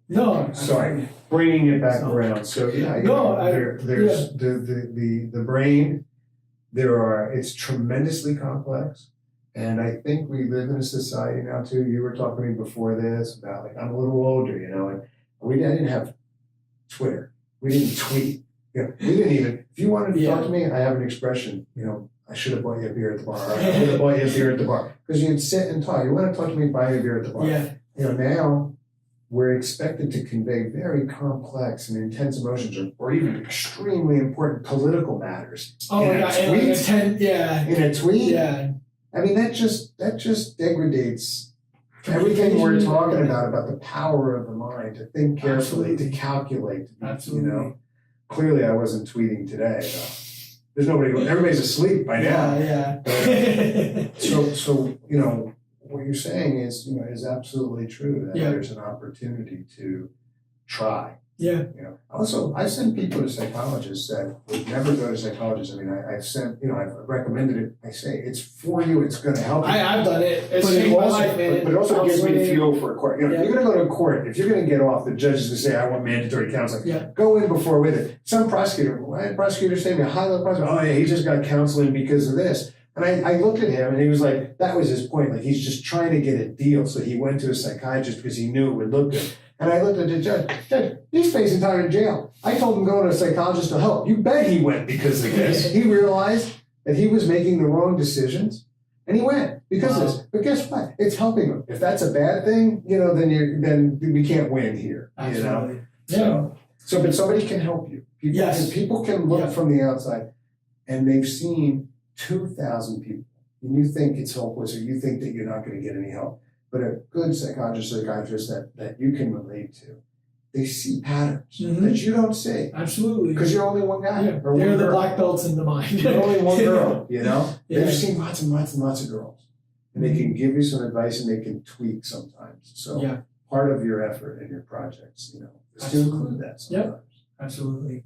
So we're closing up to the end. I always do this last segment, but before I get into it, if anybody is wondering what I'm drinking, it's lime water with seltzer, and actually with cream of tartar. So really? So why the cream of tartar, right? So I highly recommend people, especially people who train. So cream of tartar actually has a lot of potassium in it. So one teaspoon has about almost 500 milligrams. In a daily amount, you're supposed to get about 4,700, which is a lot of potassium.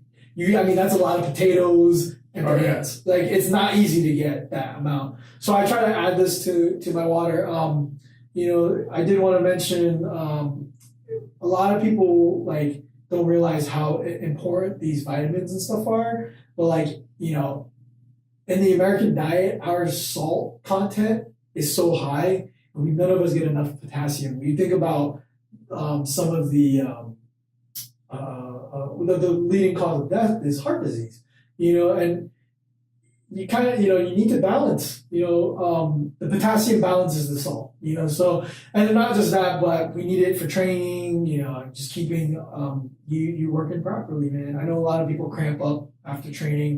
That is a potassium is a big reason for that. Not having enough. Same with magnesium. Those are two things that Americans just don't get enough of. So I highly recommend. It's very tart and sour. So I use lime in it, and it's a nice little sour drink. Awesome. So add that to your regimen, guys and gals. But let's close out with this last segment. I always do this. What is something quirky about you? I know we've talked about in the past you going to the Philippines. I don't know if you picked up karaoke. I know I can't sing well. Okay. So that's not one. But you do love nature. You go skiing, hiking, all that kind of stuff. And I'm sure the people can put that together from all the stuff you're talking about. You're pretty much a hippie. But the one thing I know you told me in the past, you don't really have much quirks because you tend to put all your energy into your family, which is pretty incredible. But there's one thing that you and me love to talk about all the time. That is food. We are you particularly do.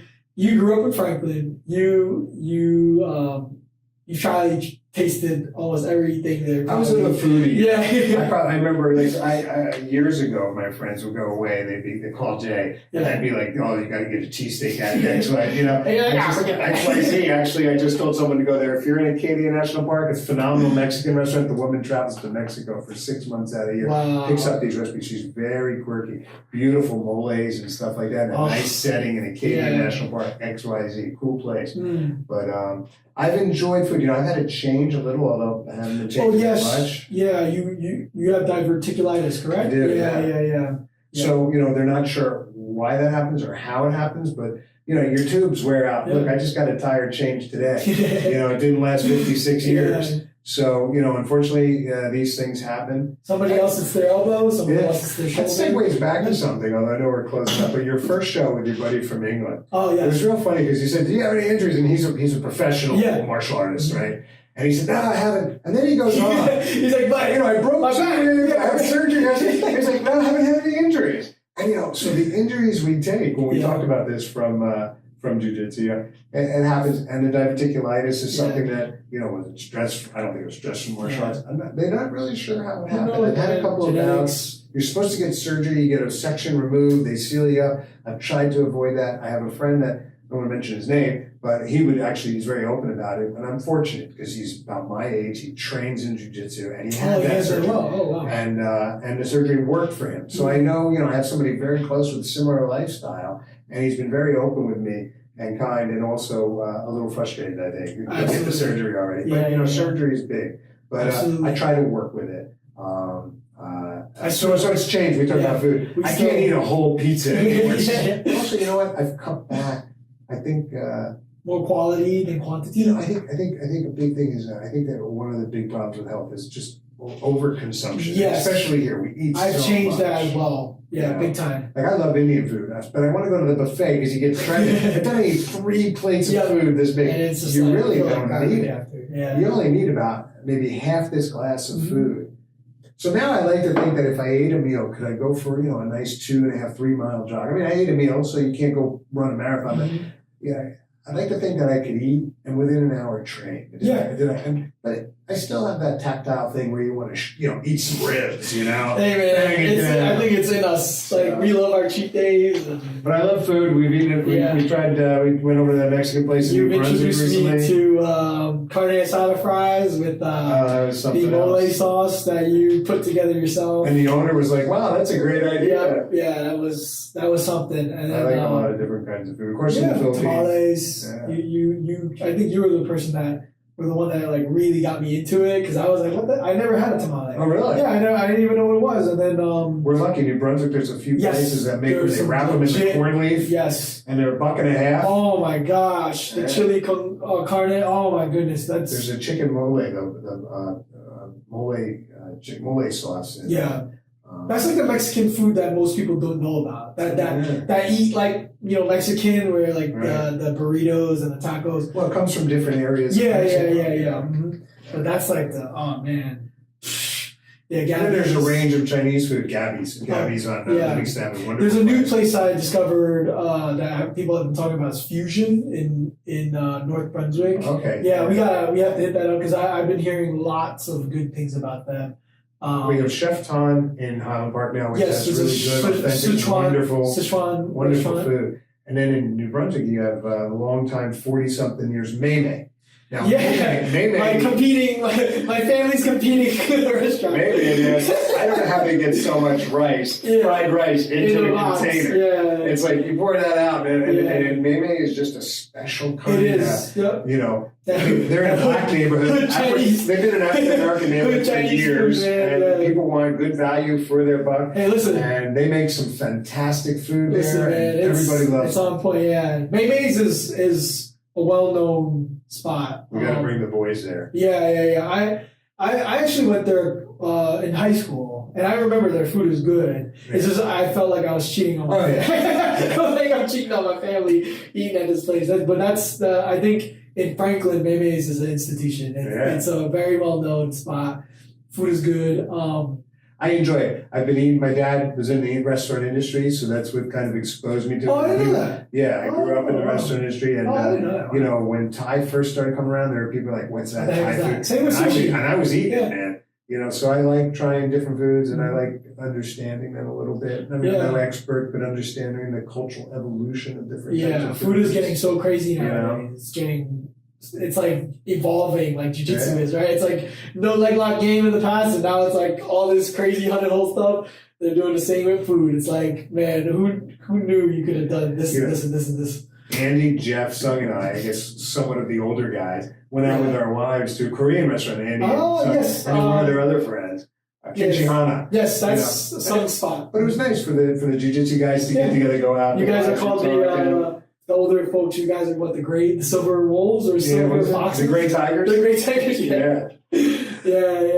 Our younger guys do that as well. We go out and have some food. I take them to a lot of the authentic Chinese spots. That's cool. In Edison. And they're like, well, I've never had this before. What's dim sum? What's this and that? Oh, really? Yeah, he comes from Ohio. Like, what? Yeah. I used to have to go to Chinatown for dim sum. Oh, they have some good places here now. By the way, I was one of the first white guys with the group of first non-Asians to be in the lion dance in New York City. Oh, really? Wow. New Year's. I cannot wait to have kids and bring them to something like that. And they used to have fireworks back then. Now they don't allow it anymore in the city. Yeah. But I remember, I think it was 1980, I was in the line, the little Chinese kids were throwing firecrackers at me like I was the white ghost, Yeah, quite low. Yeah, we had to go there. We didn't have to do. We would go to New York City for dim sum. And slowly we got Wonder Seafood and a few places. Best. Well, yeah, Wonder Seafood, it's okay. Funny story about the whole lion dancing thing.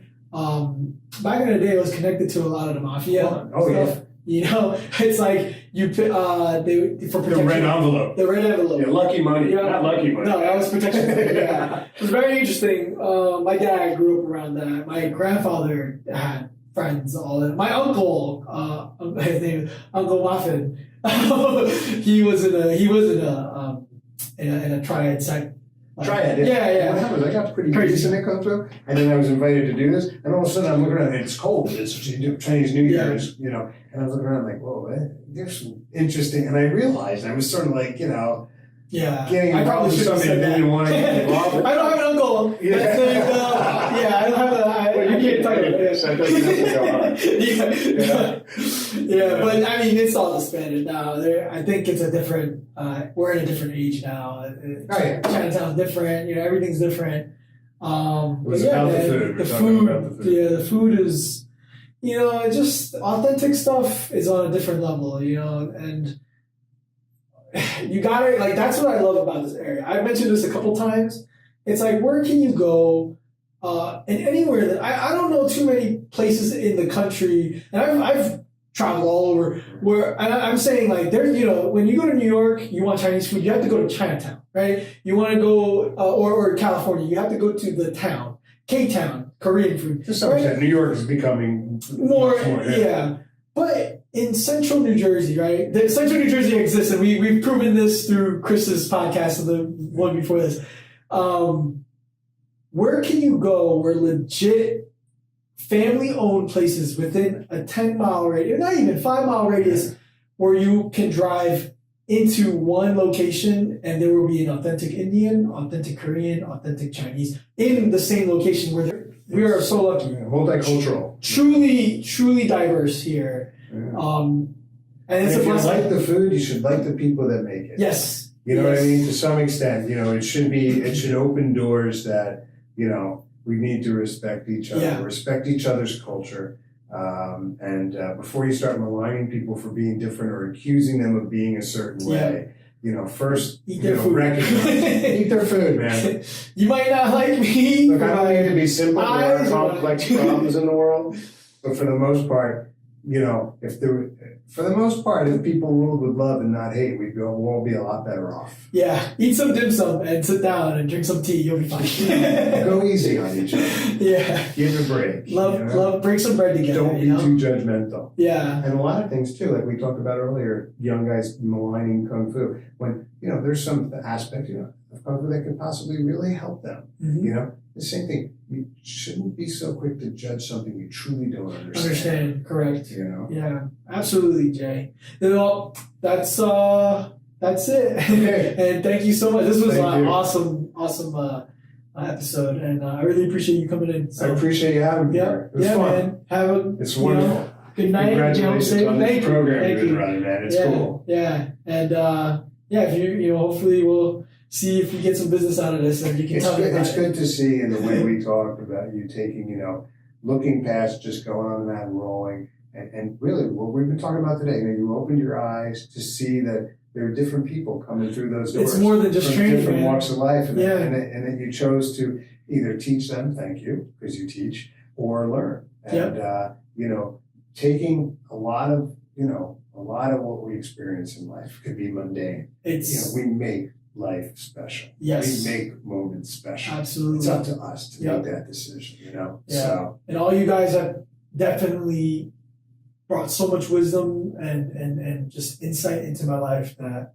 have really made an impact, have changed. I'm really glad to hear that. You talked about your battles with depression, and to know that this art and this science that we practice and this sport and this martial art, helped you that way. It's great. It's wonderful. Absolutely. It's the real deal. It is. So with that being said, thank you everybody, and tune in for quite possibly, I might not do a 12th episode, and if that's the case, then the last episode will be the next one. But it all depends on my schedule, because it's getting real crazy right now with the wedding. Like 6 weeks away or something like that. Or no, by the time this comes out, it will be 2 weeks away. Wow. So time is cutting, moving. And I'm like, I don't know if I can do one more. I think I might just have to get Brian in and just close it and be done with it. It'll be time again. Yeah, we'll see if there's a season 2. I really would like to do a segment on food. Something that people don't, we always watch these food shows and stuff like that, but us fighting guys, man, we love to eat and we love our cheat meals, and it's a special day for us. A foodie eats that stuff every day of their lives, right? But for us, it's a special moment and we can't waste it. Sometimes we need it. I get mad if I go to a crappy place. Listen, I don't want to waste a meal. If you give me a crap meal that I paid for, I'm not. Hey, I do my best in law. You do your best at your job. Do your best in the restaurant. And I know I'm going to say something that's going to piss a lot of people off. But listen, I went to a pretty influential place. I'm not going to name any names in Philly for Philly cheesesteak. Just this couple of weeks, I was not impressed, man. You didn't ask me where to go. I'm not going to say. We'll talk about it afterwards. Maybe I need to try again, and people need to comment and tell me where I need to go. But I went to a pretty, well-known place.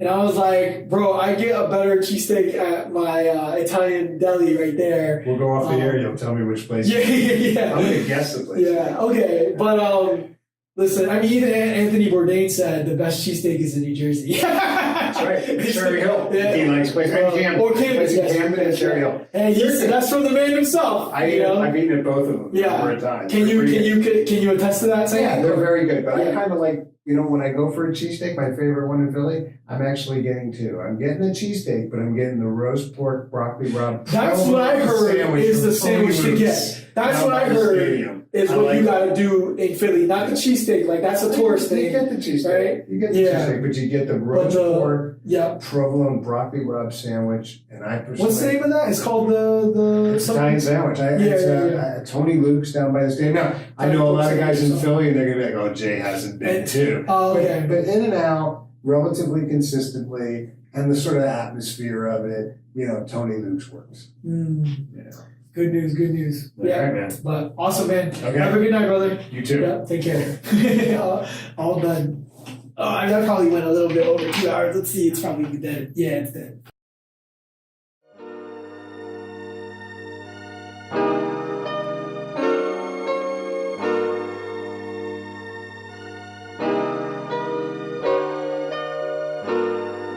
What's up, everyone? Thanks so much for watching the episode. If you liked what you saw, make sure to subscribe, comment, like, and definitely share, because you never know who this could help. If you'd like to buy any of the products that were discussed, the links are all available in the description below under the video. Make sure to use my links so that I can get paid. And if you'd like to further support what I'm doing, you can send me Bitcoin and Litecoin to my wallet addresses that are also in the description. Thank you all again so much for watching and your support for the project. Peace!